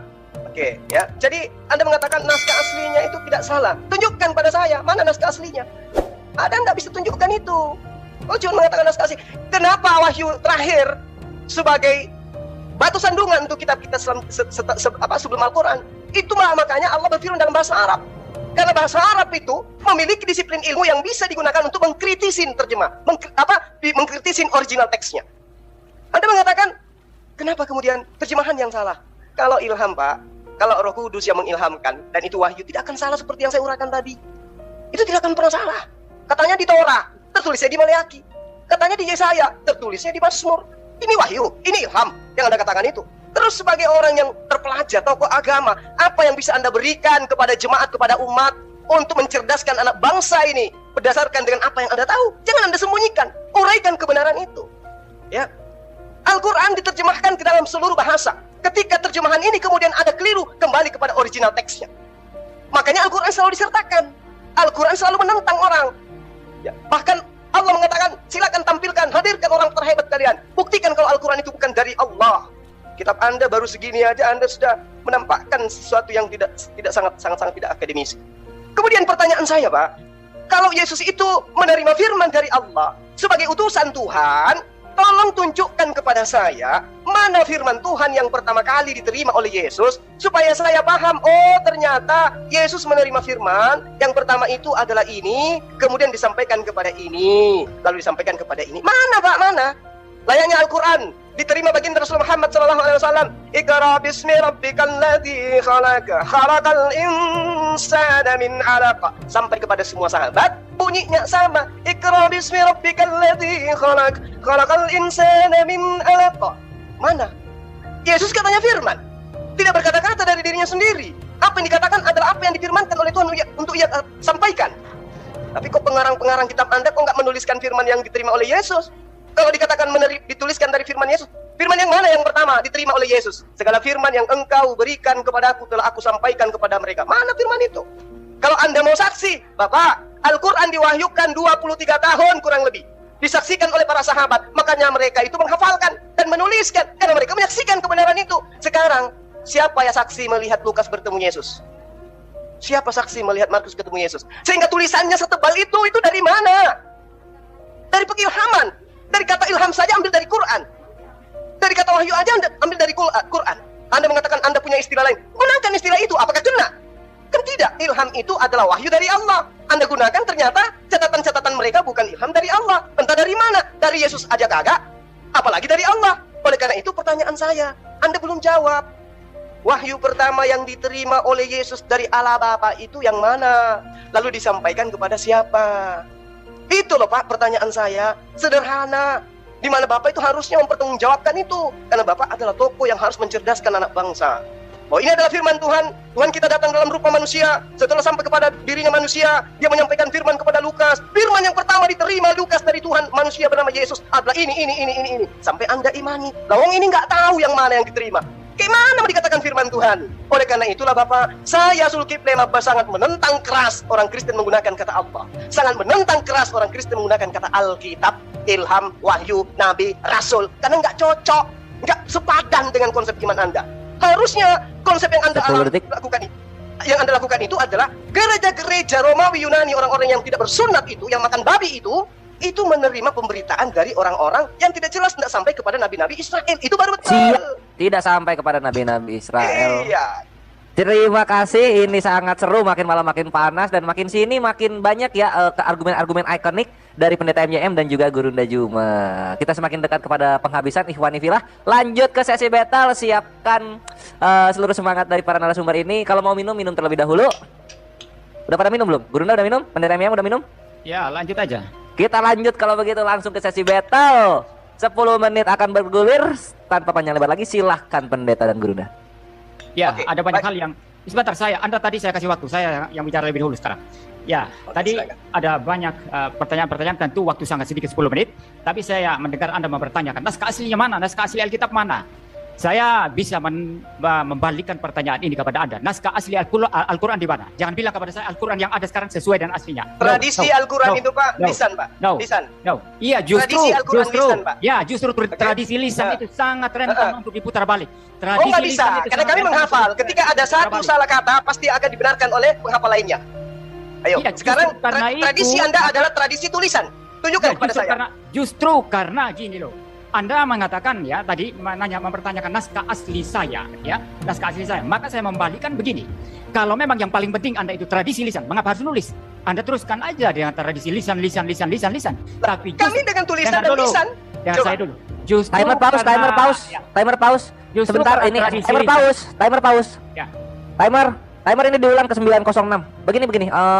Sebentar, Pendeta MYM ini tidak diperkenankan untuk bertanya balik ya. Karena ini posisinya Pendeta MYM membela keimanan Pendeta MYM gitu. Loh, justru Bukan itu. bertanya ke Al-Quran. Justru itu relevan. Gurunda nggak bertanya Ini ke loh. Bible ketika kita sesi battle tadi. Ini Silakan relevan. dijelaskan. Ini Silakan. relevan. Begini Pendeta MYM, begini. Dia Kuat mempertanyakan argumen mengenai bahwa tradisi tulisan itu lebih kuat dari lisan. Tapi jangan dibuat argumennya itu bertanya gitu loh. loh, Dipahami ya? jelas, ini kan battle, saling bertanya dong, saling menjawab dong. Ini battle. Iya, tapi jangan bertanyanya mengenai ke Al-Quran, jangan ke sana. Tadi dia mempertanyakan naskah asli saya. Justru senjata itu saya bisa balikan Ya kepada buktikan dia. aja. Jangan pertanyaan dibalikan, saya, dijawab, dibuktikan, dijawab. Pak. Tadi Gurunda itu tidak membalikan loh ketika sesi battle. Menjawab pertanyaan bisa membalikan pertanyaan lawan itu bahwa pertanyaan itu mustahil. Oh, itu Pertanyaan Iya, Dia tapi menjawab. membalikan boleh, tapi harus menjelaskan. Ya, saya menjelaskan ini. Makanya dia Oke, kita titik beratkan di menjelaskan ya. Aku akan menjelaskan diulang lagi. Timer silakan diulang di 9. 906 bisa nggak sih? Timer. Ayo Pak. Kita sampaikan kebenaran. Ayo, silakan. Ya udah 9 aja lah ya. Oke. Mohon dilanjut dan fokuskan ke sesi ini nih, pewahyuan Bible. Silahkan untuk narasumber masing-masing. Ya, jadi gini, ya. Jadi begini, dia mempertanyakan naskah asli Alkitab saya yang tidak ada. Memang kita akui tidak ada, autograf itu tidak ada. Oke. Tetapi yang saya maksud adalah itu sama halnya juga dengan Quran. Tapi dia membantah, oh kalau Quran itu tradisi lisan. Kalau betul Ya nggak apa-apa, lisan- nggak masalah. Ya, Nggak masalah. kalau- Bagi kami, dengar saya bagi dulu. kami tidak ada Kalau atau tulisan itu ada tidak original penting, text, ya, nggak masalah. dengar saya dulu. Yang penting kami Kalau hafal. tidak ada Nah. kalau tulisan itu tidak penting, kenapa tidak lisan saja sampai sekarang? Kenapa perlu Nah, menulis? masih lisan sampai sekarang, Sampai Lalu sekarang masih Quran yang lisan. Anda pegang, Tapi ya. lisan Al-Quran itu yang Anda dikuatkan pegang dengan di mana? tulisan. Nah, sekarang Quran yang kitab pegang, Anda, signifikasinya di oh, mana? larinya ke Al-Quran. Bapak, Nah. kitab Anda tidak lisan, tidak tertulis. Di Dengar mana dulu. Anda mengatakan bahwa Dengar dulu. terjemahan yang ada di Indonesia ini adalah firman Quran Tuhan? Anda itu Loh, kok yang jadi Anda ke pegang Al-Quran, sekarang Pak? ini Pak, kok lari ke signifikasinya Al-Quran? Timer pause, Ini timer kitab pause. Anda. Timer Kitab pause. Anda sekarang. gini loh. Sayang Quran itu ilmu, Anda Ini Pak. kenapa? itu- Sebentar. Afwan, Kenapa sebentar. lari ke Aku mute Al-Quran? dulu. Gurunda juga Afwan ya. Aku mute dulu. Pendeta MYM gua mute dulu juga. Maaf banget ini. Jadi gini, Ini kenapa ke Al-Quran lagi pendeta? Bible-nya diperkuat. akan begitu. Gini loh, saya menjelaskan. Kalau Kenapa dia lo- menyerang keimanan urusan saya, itu? yang dia juga nggak bisa bertahan, begini loh. Kalau dia menyerang keimanan saya, yang dia sendiri juga bolong di sana, saya serang dia. Ya udah kan Apa-apa sesi yang saya? dia Dalam sendiri dia bolong itu wajar udah itu. di awal pendeta. Itu udah di awal, udah lewat Oh. sesinya. Itu tidak disinggung tadi. Itu tidak disinggung tadi. Ya kenapa nggak disinggung ketika bertanya Itu tidak pendeta? disinggung. Kenapa nggak disinggung Saya ketika, sudah ketika singgung. waktu sesi bertanyanya? Saya Budaya lisan di Al-Quran saya saya sudah bertanya singgung. gini loh. Saya bertanya sesuai relevan dengan argumentasi dia. Saya Sebentar tidak gini bilang aja deh, gini aja saya- karena Oh, iya. bentar dulu. Al-Quran Gurunda, tradisi bentar pendeta, lisan. bentar. Gurunda, Afwan Gurunda. Gurunda kalau misalnya dia bertanya balik ke Al-Quran, Gurunda siap menanggapi? Berarti ini sesi Al-Quran dong? Ya itu dia makanya. Tidak, gini loh. Anda menanyakan sesuatu yang Anda sendiri bolong. Artinya Anda tidak bisa menjawab pertanyaan saya. Anda Sampai pun Anda tidak harus lari ke Al-Quran. Ya, sama halnya. Anda pun tidak bisa menjawab untuk Quran. Lo Oke, gimana saya ini katakan sesi kepada siapa pendeta? Adinda, Pendeta ini sesi Adinda. siapa? Adinda, 20 detik Ya. saya katakan kepada Anda. Boleh. Al-Quran datang kepada baginda Rasulullah Muhammad SAW. Rasulullah Muhammad SAW menyampaikan tradisi lisan kepada sahabatnya. Mereka menghafalkan. Dah, selesai. Tapi hafalan bisa salah. Tidak ada orang Terserah, yang hafal sampai- bisa salah ataupun Kita tidak. Yang pasti seluruh sahabatnya menghafalkan. Iman Dan Anda. sampai hari ini ada jutaan umat manusia yang menghafalkan Al-Quran. Mulai dari usia 5 tahun sampai usia 70 tahun. Kitab Anda, dari Yesus ke Lukas, ada yang budaya lisan, Yo, tidak timer play. ada. Ada budaya tulisan, Tidak ada juga. Terus kenapa Anda mengatakan tulisan yang ada di Indonesia ini sebagai firman Tuhan? Apa dasar Anda? Silakan.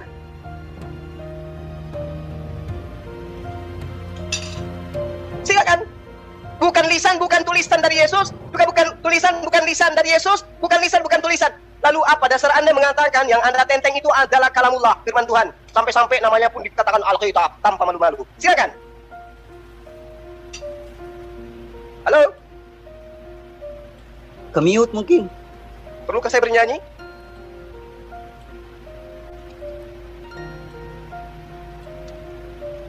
Budaya lisan Rasulullah, Iqra bismi rabbikal ladzi khalaq. Para sahabat juga melantunkan dengan lisan itu. Iqra bismi rabbikal ladzi Maksud saya khalaq. tadi ya, Yuk. karena lisan nggak bisa disandari maka Quran Anda ditulis. Kalau lisan bisa disandari maka tidak perlu ditulis. Enggak begitu, Maka Bapak. begitu. Nah, Maka ini begini.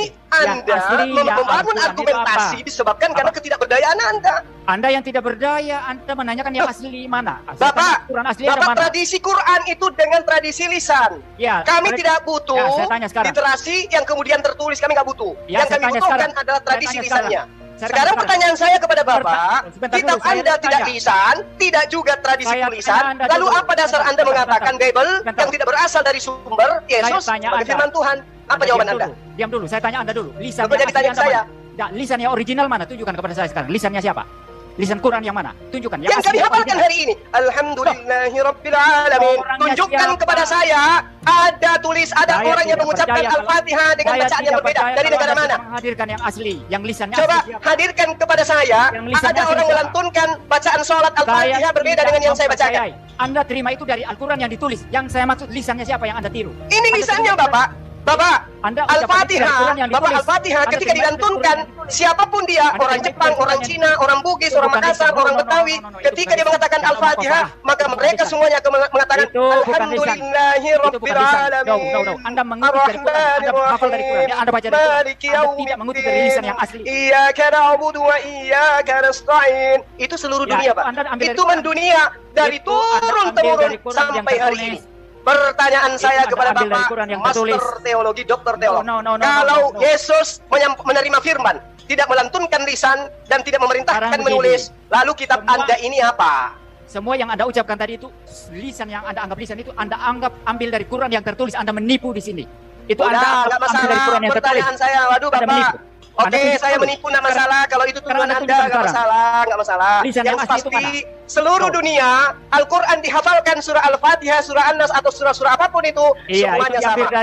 diambil dari tulisan Quran. Diambil dari tulisan. hafalan, Bapak. Bukan diambil Hafalan dari dulu, lisan. Bapak. Bukan diambil Bapak, dari lisan. Al-Quran Bukan diambil dari itu lisan. tradisinya lisan. Oke? Nah, Semua sekarang itu diambil dari Quran yang nanti tertulis. dituliskan setelah para penghafal sebagian ada yang gugur di Ah. medan perang. Sekarang pertanyaan Anda saya jangan kepada menipu kitab di Anda. sini.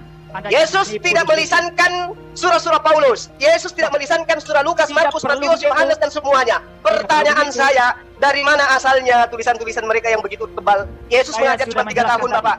Bapak, Oh. Yesus mengajar cuma 3 tahun. Dari mana Lukas menerima pemberitaan Anda begitu diam tebal, dulu, jangan. Markus begitu tebal, Yohanes Anda begitu tebal, jangan surah-surah terus. Paulus begitu tebal. Ya, Bahkan Anda- Paulus, Rasul Anda menuliskan di dalam penjara. Dari mana dia dapat? Inspirasi Anda dari mana diam, itu? saya jawab. Tolong Anda jawab. Anda diam sekarang saya jawab. Saya sudah Silakan. menjelaskan tadi. Mereka mendapat ilham dari Roh Kudus, mendapat wahyu dari Tuhan. Dari Dari Allah. mana Anda Betul. mengatakan ilham dari Roh Kudus sementara sumbernya itu adalah Yesus? Loh, Yang sumbernya sang firman adalah Yesus, Pak. Yesus yang memberikan kepada mereka karena Yesus adalah Dari Allah. mana? Mana Yesus dalilnya? adalah Tunjukkan Allah. kepada saya. Loh, Yesus Tunjukkan. adalah Allah. Dia bisa memberikan Mana? Tunjukkan firman-Nya. dalilnya. Karena Di Yesus mana adalah Yesus Allah. mengatakan itu? Di mana? Jelas Yohanes 1 ayat 1 mengatakan Yesus Itu tulisan adalah Yohanes, Pak. Logos. Itu pengakuan Yohanes. Adalah Yang firman. saya minta pengakuan Yesusnya mana? Loh, kok pengakuan Yesus? Lah, dia Yang sang menulis- firman. Loh, Yang mana yang sang Yohanes. firman? Yohanes atau Yesus, Pak? Yang menulis Yohanes, bukan Ya, Yesus. menulis. Yohanes menulis dari Yesus, kan? Yohanes menulis berdasarkan ilham Allah yang dia dapat. Bukan dari Yesus. Masalahnya apa? Bukan Yesus dari adalah Yesus. Allah. Yesus adalah Allah. Jadi ilham itu dari Oh, Bapa, dari nah, sekarang Yesus, dari Roh tunjukkan Kudus. pada saat Yesus 3 tahun keliling di Galilea, di Ya. mana dia memerintahkan penulis-penulis ini untuk menulis. Tidak perlu memerintahkan, dia mengajar murid-murid mencatat. Tidak perlu Oke, memerintahkan. oke, 3 Dia tahun loh ya. mengajar murid-murid 3 mencatat. tahun Yesus Nah, mengajar. Oke, 3 tahun. Lalu, Pada ya, saat lalu. 3 tahun Yesus mengajar, pernahkah Lukas ini duduk di hadapannya? Makanya dengar baik-baik penjelasan saya tadi. Lukas ini berada di bawah para rasul. Dia bertanya kepada para rasul di Yerusalem. Ya, rasulnya siapa namanya rasulnya, Pak?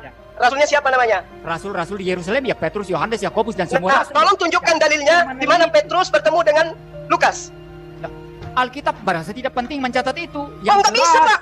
Berarti Lukas, pewartaannya itu Ya, jelas, tidak Lukas. bisa dipertanggungjawabkan. Ya, Pemberitaan Anda- Lukas tidak bisa dipertanggungjawabkan Ya. kalau begitu, Bapak. Anda Contoh dengar. nih, contoh Pak, saya kasih. Dengar dulu. Saya bicara, kan Anda terus nyerocos aja, minta jawaban tapi nyerocos terus. Saya tidak saya tidak jawab, nanti lalu Anda klaim-klaim diri menang.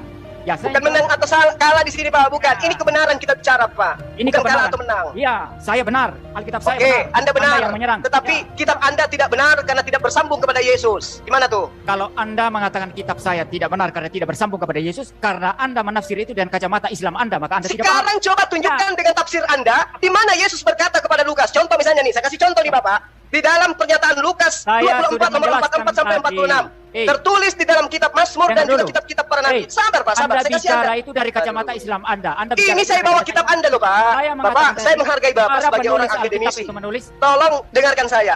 Lukas Nah, mencatat, saya dia jawab dulu. mengatakan Yesus berkata bahwa benarlah apa yang tertulis tentang aku di dalam kitab Torah, kitab Mazmur dan kitab para nabi, bahwa aku akan mati dan bangkit pada hari ketiga. Tunjukkan Sekarang kepada gini saya loh. di kitab para nabi mana tertulis itu. Loh, di dalam kitab para nabi ada itu. Saya tidak Tunjukkan. waktu untuk menjelaskan di sini, ya. Bapak kalau saya mampu Pak, tunjukkan. Misalnya Bukan tertulis di kitab para nabi itu Pak, tapi Anda- tertulisnya di Anda kitabnya bicara terus Lukas. saja. Anda Kisah para bicara terus, Rasul tidak 10 nomor mendengarkan. 40. Yesus Ya. telah bangkit. Yesus telah bangkit pada hari Anda ketiga. bicara terus tidak Itu ada di dalam mendengarkan saya, dan Kisah Anda para bicara Rasul. terus waktu habis sehingga saya tidak bisa menjawab dan Anda merasa menang. Ini sesuatu. Lalu di dalam biasa. catatan Paulus juga dikatakan 1 Korintus 19 nomor 4, Anda Paulus bicara terus, Yesus ya? telah bangkit pada hari ketiga. Ternyata Hei, Lukas Pak. salah. Anda bicara Mengatakan terus. ada yang tertulis di kitab para nabi, Mesias Anda akan terus, bangkit pada hari saya ketiga. tidak ada waktu Ternyata untuk tidak menjawab. tertulis di kitab para nabi. Tertulisnya di surah Paulus, Cuma. surahnya Lukas. Anda Ini bicara yang Anda katakan terus, firman ya. Tuhan. Hei, Anda bicara terus dan saya tidak ada waktu untuk menjawab dan Itu Anda untuk merasa menolong menang, Anda ya. karena Anda sudah Tidak berbata-bata. Oke, perlu. silakan Anda jelaskan. Ya, gini Saya loh. diam. Gini loh, ya. Menjelaskan gimana? Tinggal 12 detik. Menjelaskan apa saya? Anda pertanyaannya begitu banyak lalu kemudian bicara terus dan Anda merasa Saya menang. Ini tidak adalah bertanya, satu saya penipuan menjelaskan luar biasa. membantu Anda untuk Anda memahami. menipu luar biasa. Anda tidak Kalau saya menjawab nipu, pertanyaan Lukas Iya, maaf untuk kedua narasumber yang kami hormati. Waktu habis dan inilah sesi battle yang telah dinikmati oleh seluruh penikmat dialog lintas agama, terutama orang-orang yang mencari kebenaran. Terima kasih telah menyaksikan untuk sesi battle. Tapi sayang seribu sayang, akhirnya kita mesti masuk ke sesi selanjutnya. Silakan dibuka lagi mute-nya dan digunakan waktu ini untuk kedua narasumber untuk mengambil minuman terlebih dahulu agar kerongkongan tidak terlalu kering.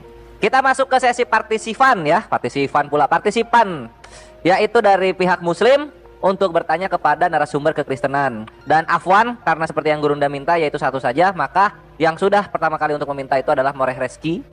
Assalamualaikum Moreh, tafadhol silakan dibuka mute-nya. Untuk pendeta MIM juga silakan bersiap-siap. Mana nih Astu Ami? Oh ini ya. Sip. Loh, kok mute lagi? Buka, silakan dibuka.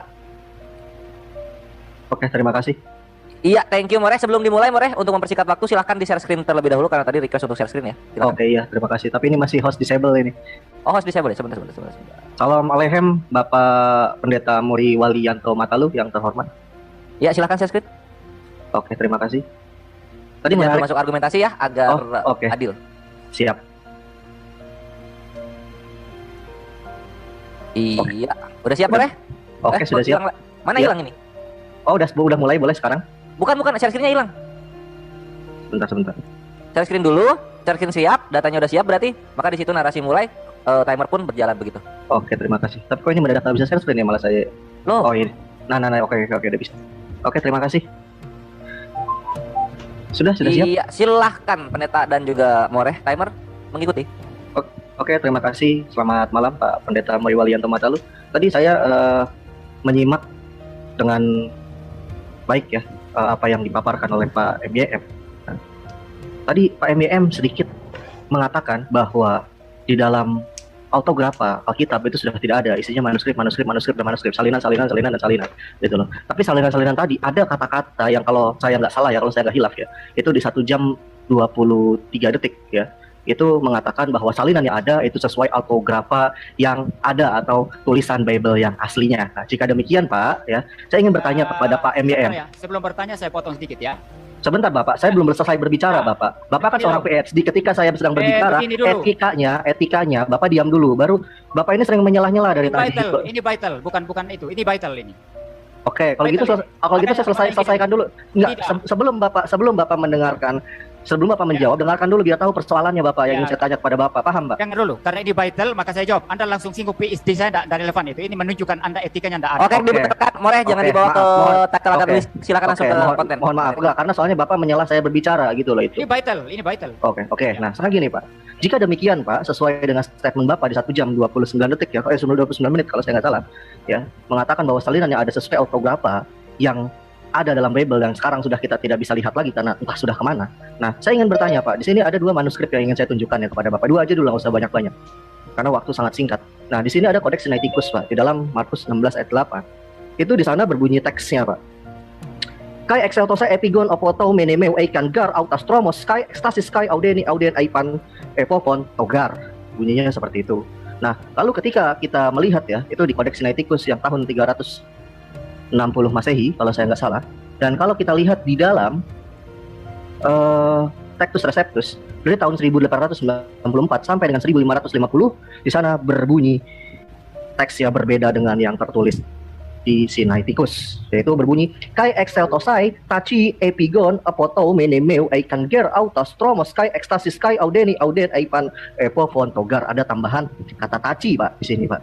Nah, yang tidak kita temukan di dalam Kodeks Sinaiticus ya, di sini tidak ada karena sudah kai exceltosai langsung ke epigon, jadi tacinya hilang di sini nggak ada. Saya tidak bertanya. Ini waktu habis Ya, ada panjang sekali. Yang saya tanyakan Pak, yang saya tanyakan mana yang benar-benar ditulis oleh Markus, yang pakai taci atau nggak pakai taci. Pertama itu. Kedua tadi Bapak juga menyinggung soal terjemahan. Terjemahan di mana-mana pun itu terjemahan itu sudah sah gitu. Nah, terjemahan mana yang dipakai Pak? Karena dalam TB Pak Markus 16 ayat 8 itu terdiri dari 2 paragraf. Dan di dalam dengan singkat dan bla bla bla, ini tidak pernah muncul di dalam Yunani manapun. Jadi yang saya mau tanya, TB menerjemahkan yang saya blok ini dari mana? Silakan, monggo Bapak Pendeta Muriwali yang Tomatal yang terhormat. Anda bicara lama sekali Anda. Saya tidak ada waktu. Kalau nggak bisa jawab nggak apa-apa Pak. Saya nggak maksa kalau nggak bisa jawab. Bukan begitu, bukan. Waktu tidak bisa. Nanti saya ditutup, saya tidak bisa jawab. Anda sama dengan Suma tadi, banyak bicara, akhirnya saya tidak bisa respon. Ini namanya kurang ajar menurut saya. Ya, ini nggak ada etika. Ya, ini waktu sudah berkurang sekali. Izin kalau boleh saya boleh minta, boleh kasih waktu 5 menit buat Pak MYM jawab pertanyaan saya. Sejam juga nggak apa-apa kalau boleh. Ya, silakan kalau moderator mau. Oke. Ya. Boleh, saya mohon waktu 5 menit untuk Pak narasumber MYM. menyetujui dan Moy Reski juga menyetujui. Ditambah 3 menit moderator, silakan. Kok moderator kan gua moderator. Timernya. Ini kok nggak kelihatan timernya ya? Iya, monggo. Reski mungkin bisa ditutup dulu Moy, karena kita sudah menangkap pertanyaannya. Kakak tugas. Terima kasih. Terima kasih, Kores. Siap. Jadi tadi sisa berapa timer? Silakan berbicara timer. Tadi sisa berapa ya? Nggak kelihatan. Timer, Akhi Tolib. Sisa 2 menit. Bisa 2 menit. Oke, jadikan 5 menit lagi berarti.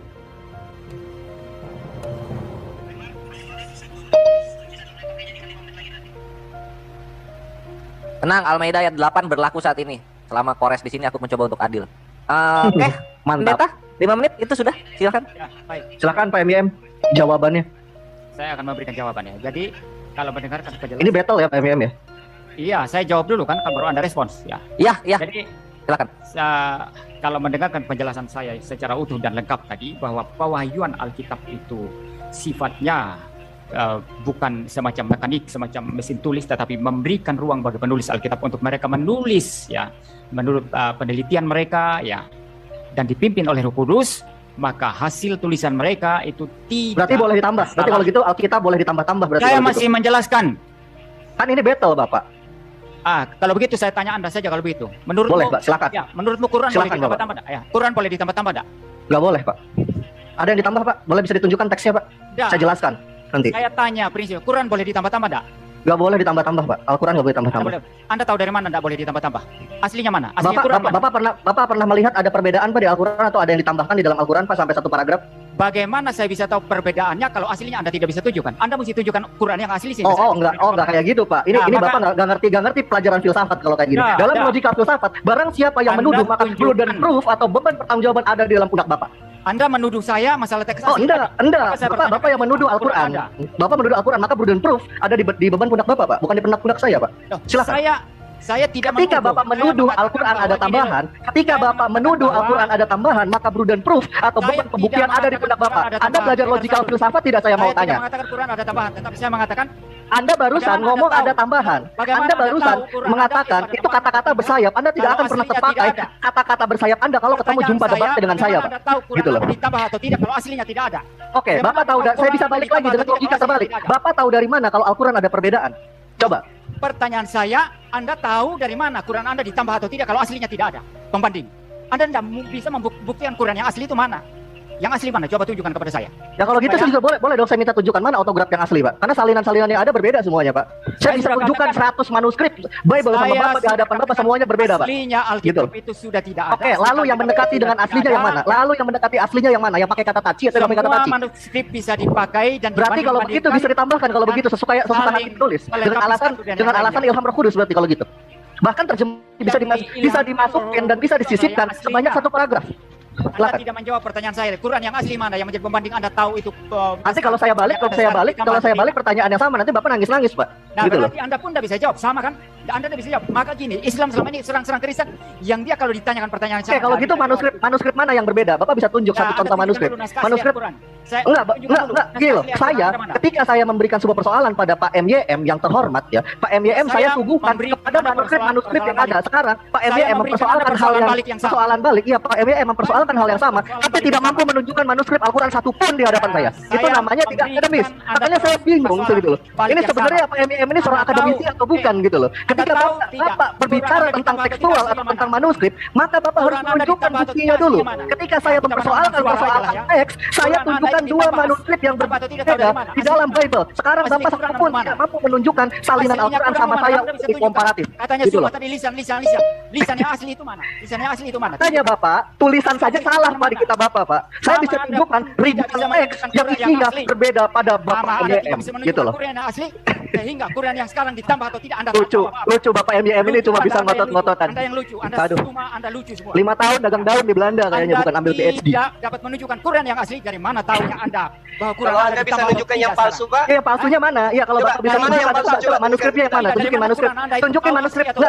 Tunjukin manuskrip Al-Quran yang ada dan berbeda mana, Pak? Coba Bapak tunjukkan.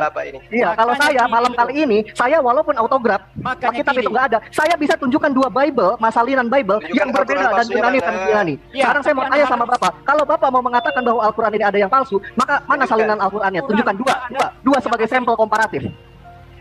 Iya, terima kasih. Ini sangat sengit sekali battle kali ini ya. Dan ini bisa menjadi ibroh juga pelajaran bagi kita yang menyimak bagaimana pembuktian itu harusnya berlaku begitu. Karena begini, aku nyampein dulu sesuatu, harus ada objektivitas di sini. Dalam asas hukum itu ada namanya actori incumbit onus probandi. Siapa yang mendalilkan, dia yang membuktikan. More Reski sudah memenuhi asas tersebut. Tapi Pendeta Muryawali, maaf sekali, ketika bertanya tidak ada bukti atau prima facie atau data pertama yang ditampilkan. Ini tidak berimbang, Pendeta. Yang ditanyakan itu tadi, yang dia sendiri untuk Quran tidak bisa jawab juga sama. Jadi gini Bapak MYM, boleh saya kasih kesempatan berbicara sedikit biar nggak diselat Bapak MYM. Maaf More, nanti More, mungkin nanti More. Aku akan berikan waktu klarifikasi setelah topik ini beres ya. More, terima kasih. Terima kasih, saya cukup sabar kalau saya. Jadi gini loh, Anda orang-orang Islam kira selama sebentar Pendeta MYM, maaf, jangan dibahas lagi. Sesi baterainya sudah habis. More Reski aku tahan, Pendeta MYM aku tahan untuk topik yang tadi. Sekarang kita masuk ke closing statement untuk Gurunda dan juga pendeta. Jadi sekarang kita kembali ke masing-masing narasumber. Yang untuk yang tadi ditinggalkan saja karena namanya juga dialog. Oke, kalau begitu aku akan buka untuk para narasumber yaitu Gurunda Zuma dan pendeta MYM. Kita masuk ke closing statement, sesi yang paling aku sedihkan setiap ada dialog yang seru begini. Silakan dimulai dari pendeta MYM karena tadi Gurunda yang memulai opening statement di awal. Pendeta MYM, mari disimpulkan antara pewahyuan Biblos dan Al-Quran. Silakan. Mute-nya dibuka. Ya baik, ya ini adil. Sebentar, pendeta MYM maaf. Volumenya jatuh lagi. Ya halo, sudah? Ya cek, ya coba. Bagus ya? Oke, cakep, lanjut. Ya baik, ya ini adil ya. Yang lalu juga, yang closing statement pertama Zuma dan saya yang berbicara pertama dan sekarang sama. Ya baik, ya. Jadi ada begitu banyak pertanyaan diarahkan ke saya tentang Alkitab saya, sementara nyerocos terus kata orang Jawa. Ya bicara terus hingga saya tidak ada waktu untuk berbicara. Tadi pun mau saya menjelaskan dengan lengkap sebetulnya diberi waktu 5 menit, tetapi saya diinterupsi sehingga saya akhirnya membalikkan pedang yang Anda arahkan ke Kristen ke Anda sendiri. Jangan kira Kristen tidak bisa menyerang. Selama ini Kristen hanya bela-bela Alkitab, kami juga bisa mempertanyakan Quran Anda. Ya. Jadi begini, pewahyuan Alkitab itu tidak sama dengan pengertian wahyu di dalam pemahaman Islam sebagaimana dijelaskan Suma tadi. Pewahyuan Alkitab itu di mana Tuhan membukakan kebenarannya melalui tuntunan Roh Kudus, maka para nabi, para rasul itu menulis dan karena diilhamkan, bukan ilham dalam pengertian konsep Arabnya, tetapi ilham itu diterjemahkan dari bahasa Yunani. Theopneustos tadi, bagaimana Tuhan menghembuskan firman-Nya, maka seluruh tulisan dalam Alkitab ini dijaga sehingga tidak bersalah, tidak menyesatkan. Itu dalam naskah aslinya. Nah, tadi dari orang yang vital dengan saya tadi, yang saya tidak tahu namanya itu ya, mempertanyakan tentang manuskrip ini berselisih, mana yang benar, begitu ya. Saya sudah menjelaskan tadi bahwa dalam menyalin bisa terjadi kekeliruan, itu bisa. Salinan bisa ada yang keliru. Terjemahan bisa ada yang keliru. Ya. Yang tidak keliru dan tidak bersalah itu naskah asli Alkitab, yaitu yang otograf. Ini yang tidak dipahami Suma dan tidak dipahami oleh orang yang betal dengan saya tadi. Nah, bagaimana caranya kalau begitu tahu ini salah, ini benar? Justru keindahannya adalah bagaimana semua manuskrip itu dibandingkan. Lalu terjemahan-terjemahan yang ada dibandingkan juga. Apakah ini konsisten, berharmoni atau tidak? Dan prinsip bagaimana Alkitab ini diterjemahkan dan bagaimana manuskrip-manuskrip itu dipahami, itu prinsip membandingkan, prinsip menyesuaikan, dan prinsip melihat harmoninya. Dan selama dibandingkan tidak ada dalam doktrin-doktrin yang paling utama, itu tidak ada perselisihan apapun tentang Kristus yang adalah Allah, tentang Alkitab yang adalah firman Allah, tentang Allah yang diajarkan Alkitab adalah Allah Tritunggal, tentang keselamatan satu-satunya di dalam Yesus Kristus. Barang siapa yang percaya kepada Yesus Kristus pasti selamat. Misalnya Suma malam ini, semua orang yang malam ini mendengarkan saya percaya kepada Yesus Kristus pasti selamat, bukan mudah-mudahan. Semua doktrin yang paling penting ini tidak ada pertentangan apa-apa. Di dalam manuskrip ada selisih kata, kita akui ada mungkin keliru-keliru satu kata, dua kata dalam menyalin, ada keliru-keliru dalam terjemahan, ada, kita akui itu. Tetapi selama semua bersesuaian, kita terima itu. Sudah sesuai dengan yang otograf, walaupun kita tidak lihat yang otograf. Kenapa? Berdasarkan kepercayaan bahwa Allah yang berfirman, yang tadinya ada otograf dan tidak ada lagi. Allah itu yang berdaulat, tidak mengadakan lagi yang otograf, dan yang berdaulat dalam setiap salinan manuskrip, dan berdaulat dalam setiap terjemahan-terjemahan yang ada. Sehingga tetap kita terima Alkitab yang kami pegang sekarang ini, walaupun ini terjemahan, tetaplah ini adalah firman Allah yang berotoritas atas kehidupan Kristen. Nah, kalau di Islam mempertahankan ini asli. Catatan yang asli mana? Tidak bisa ditunjukkan. Zuma berkata tadi itu, tradisi lisan yang asli mana? Dari siapa? Coba buktikan. Mana lisan yang asli? Justru karena lisan itu tidak bisa dipercaya, maka dicatat. Nah, kalau begitu yang asli mana? Catatan Quran yang paling pertama, yang paling asli mana? Tidak bisa ditunjukkan. Sehingga kalau Anda mengatakan ini asli, tidak ada tambahan. Tahu dari mana kalau tidak ada pembanding yang asli? Tahu dari mana itu? Anda juga tidak bisa jawab ini. Anda kesulitan, Anda kesulitan ini. Maka senjata yang Anda arahkan ke Kristen, kami arahkan ke Anda, dan Anda juga bingung dan tidak bisa jawab. Terima kasih, dan waktu habis. Keras sekali closing statement dari pendeta MYM ini. Cukup kita nikmati seluruh kalimat-kalimat yang dilontarkan. Dan sekarang waktunya kita mendengar closing statement dari Muslim, Gurunda yang kita cintai, Gurunda Zuma. Tafadol, waktu berjalan ketika Gurunda mulai bernarasi. Silahkan. Berapa menit ya? 5 menit Gurunda. Padatkan, tajamkan, mematikan. Oke, jadi saya tidak perlu merasa di hadapan anak TK ya. Jadi gini, saya mengatakan bahwa kalau ada yang percaya kepada Yesus 100% pasti sudah menjadi mu'alaf. Karena kalau Yesus itu di dalam cerita-cerita yang dituliskan kemudian oleh kitab kisah para rasul menerangkan bahwa Yesus itu menuturkan pengajaran dengan menggunakan bahasa Ibrani. Sementara kitab original teks yang mereka punya hanya menggunakan bahasa Yunani. Berarti pengajaran ini sudah menyalahi daripada konsep kebenaran secara akademisi. Nah, kemudian untuk orang-orang yang berakal gitu ya. Al-Quran itu mungkin disampaikan secara budaya lisan. Budaya lisannya itu selama 23 tahun, Pak. Alhamdulillahirrabbilalamin, dilantunkan semua oleh para sahabat dan tidak ada kiamat di situ. Sahabat memiliki anak, memiliki murid juga melantunkan hal yang... Bapak Ibu Saudara, kita sudah dengar debat ini, dan dalam perenungan kita juga kita akan merenungkan firman Tuhan di dalam Matius pasal 6. Begini bunyi firman Tuhan, hal memberi sedekah. Ingatlah baik-baik, jangan kamu menunaikan ibadahmu di hadapan orang dengan maksud supaya terlihat oleh mereka. Karena jika begitu, kamu tidak akan mendapat pahala dari Bapamu yang di sorga.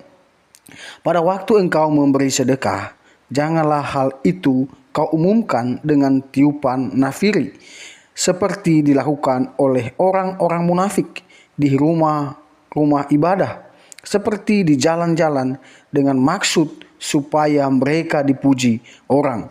Sesungguhnya aku berkata kepadamu, mereka sudah mendapatkan pahalanya. Tetapi engkau jangan sampai tangan kirimu tahu apa yang diperbuat oleh tangan kananmu pada waktu engkau memberi sedekah. Dengan demikian, sedekahmu itu tidak kelihatan, dan Bapamu yang melihat apa yang tidak kelihatan akan membalas perbuatanmu. Pada waktu kamu berdoa, janganlah kamu berdoa seperti orang-orang munafik. Mereka suka berdoa dengan berdiri di rumah-rumah ibadah serta di persimpangan-persimpangan jalan dengan maksud supaya mereka dapat dilihat oleh orang-orang. Sesungguhnya aku berkata kepadamu, mereka sudah mendapat pahalanya. Tetapi pada waktu engkau hendak berdoa, masuklah ke dalam kamarmu serta tutuplah pintunya. Lalu berdoalah kepada Bapamu yang tidak kelihatan itu. Maka Ia yang melihat apa yang tidak kelihatan itu akan membalasnya kepadamu. Selain itu, pada waktu kamu berdoa, janganlah kamu mengulang-ulang kata-kata yang sama seperti yang biasa dilakukan oleh orang-orang yang tidak mengenal Allah. Mereka menyangka bahwa dengan banyaknya kata-kata yang mereka ucapkan, doa mereka akan dikabulkan. Janganlah kamu seperti mereka, sebab Bapamu tahu apa yang kamu perlukan sebelum kamu meminta kepadanya. Jadi hendaklah kamu berdoa demikian: Ya Bapa kami yang di surga, dikuduskanlah namamu, datanglah kerajaanmu, terlaksanalah kehendakmu di bumi seperti di surga. Berikanlah kepada kami pada hari ini makanan kami secukupnya. Ampunilah kami karena kesalahan kami, seperti kami mengampuni orang yang bersalah kepada kami. Janganlah membawa kami ke dalam percobaan, melainkan lepaskanlah kami daripada yang jahat. Karena milik-Mu sajalah kerajaan, kuasa, dan kemuliaan sampai selama-lamanya. Amin. Karena jikalau kamu mengampuni kesalahan orang, maka Bapamu yang di surga akan mengampuni kesalahanmu juga.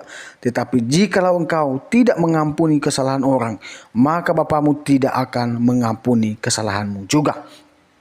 Bapak Ibu Saudara yang terkasih dalam Tuhan, mari kita terus mengampuni sesama kita, ya. Dan mari kita terus mendoakan mereka, terlebih orang-orang yang belum mengenal Kristus. Di dalam firman Tuhan selanjutnya dia mengatakan bahwa demikianlah pula halnya pada waktu kamu berpuasa. Janganlah kamu berpuasa seperti orang-orang munafik. Mereka mengubah air muka mereka dengan bermuka masam, supaya orang-orang dapat mengetahui bahwa mereka sedang berpuasa. Sesungguhnya aku berkata kepadamu, mereka sudah mendapat pahalanya. Tetapi pada waktu engkau berpuasa, minyakilah kepalamu dan basuhlah kakimu. Dengan begitu, tidak ada yang dapat melihat bahwa engkau sedang berpuasa, kecuali Bapamu yang tidak kelihatan itu. Ia yang melihat apa yang tidak kelihatan akan membalas perbuatanmu. Di ayat ini mengajarkan kita supaya kita tidak berpuasa, tetapi mari kita melandaskan puasa kita dengan sungguh, dengan tidak dilihat orang. Ya, mari kita membasuh muka kita dengan air, ya, dengan wajah yang ceria, begitu ya, bukan dengan wajah yang muram. Dan mari melalui puasa, mari kita membawa apa yang menjadi pergumulan kita. Mari kita datang kepada Tuhan dengan penuh kerendahan hati. Di ayat selanjutnya mengatakan bahwa janganlah kamu menyimpan bagi dirimu harta di bumi, di mana ngengat dan karat dapat merusakkannya, dan pencuri dapat membongkar serta mencurinya.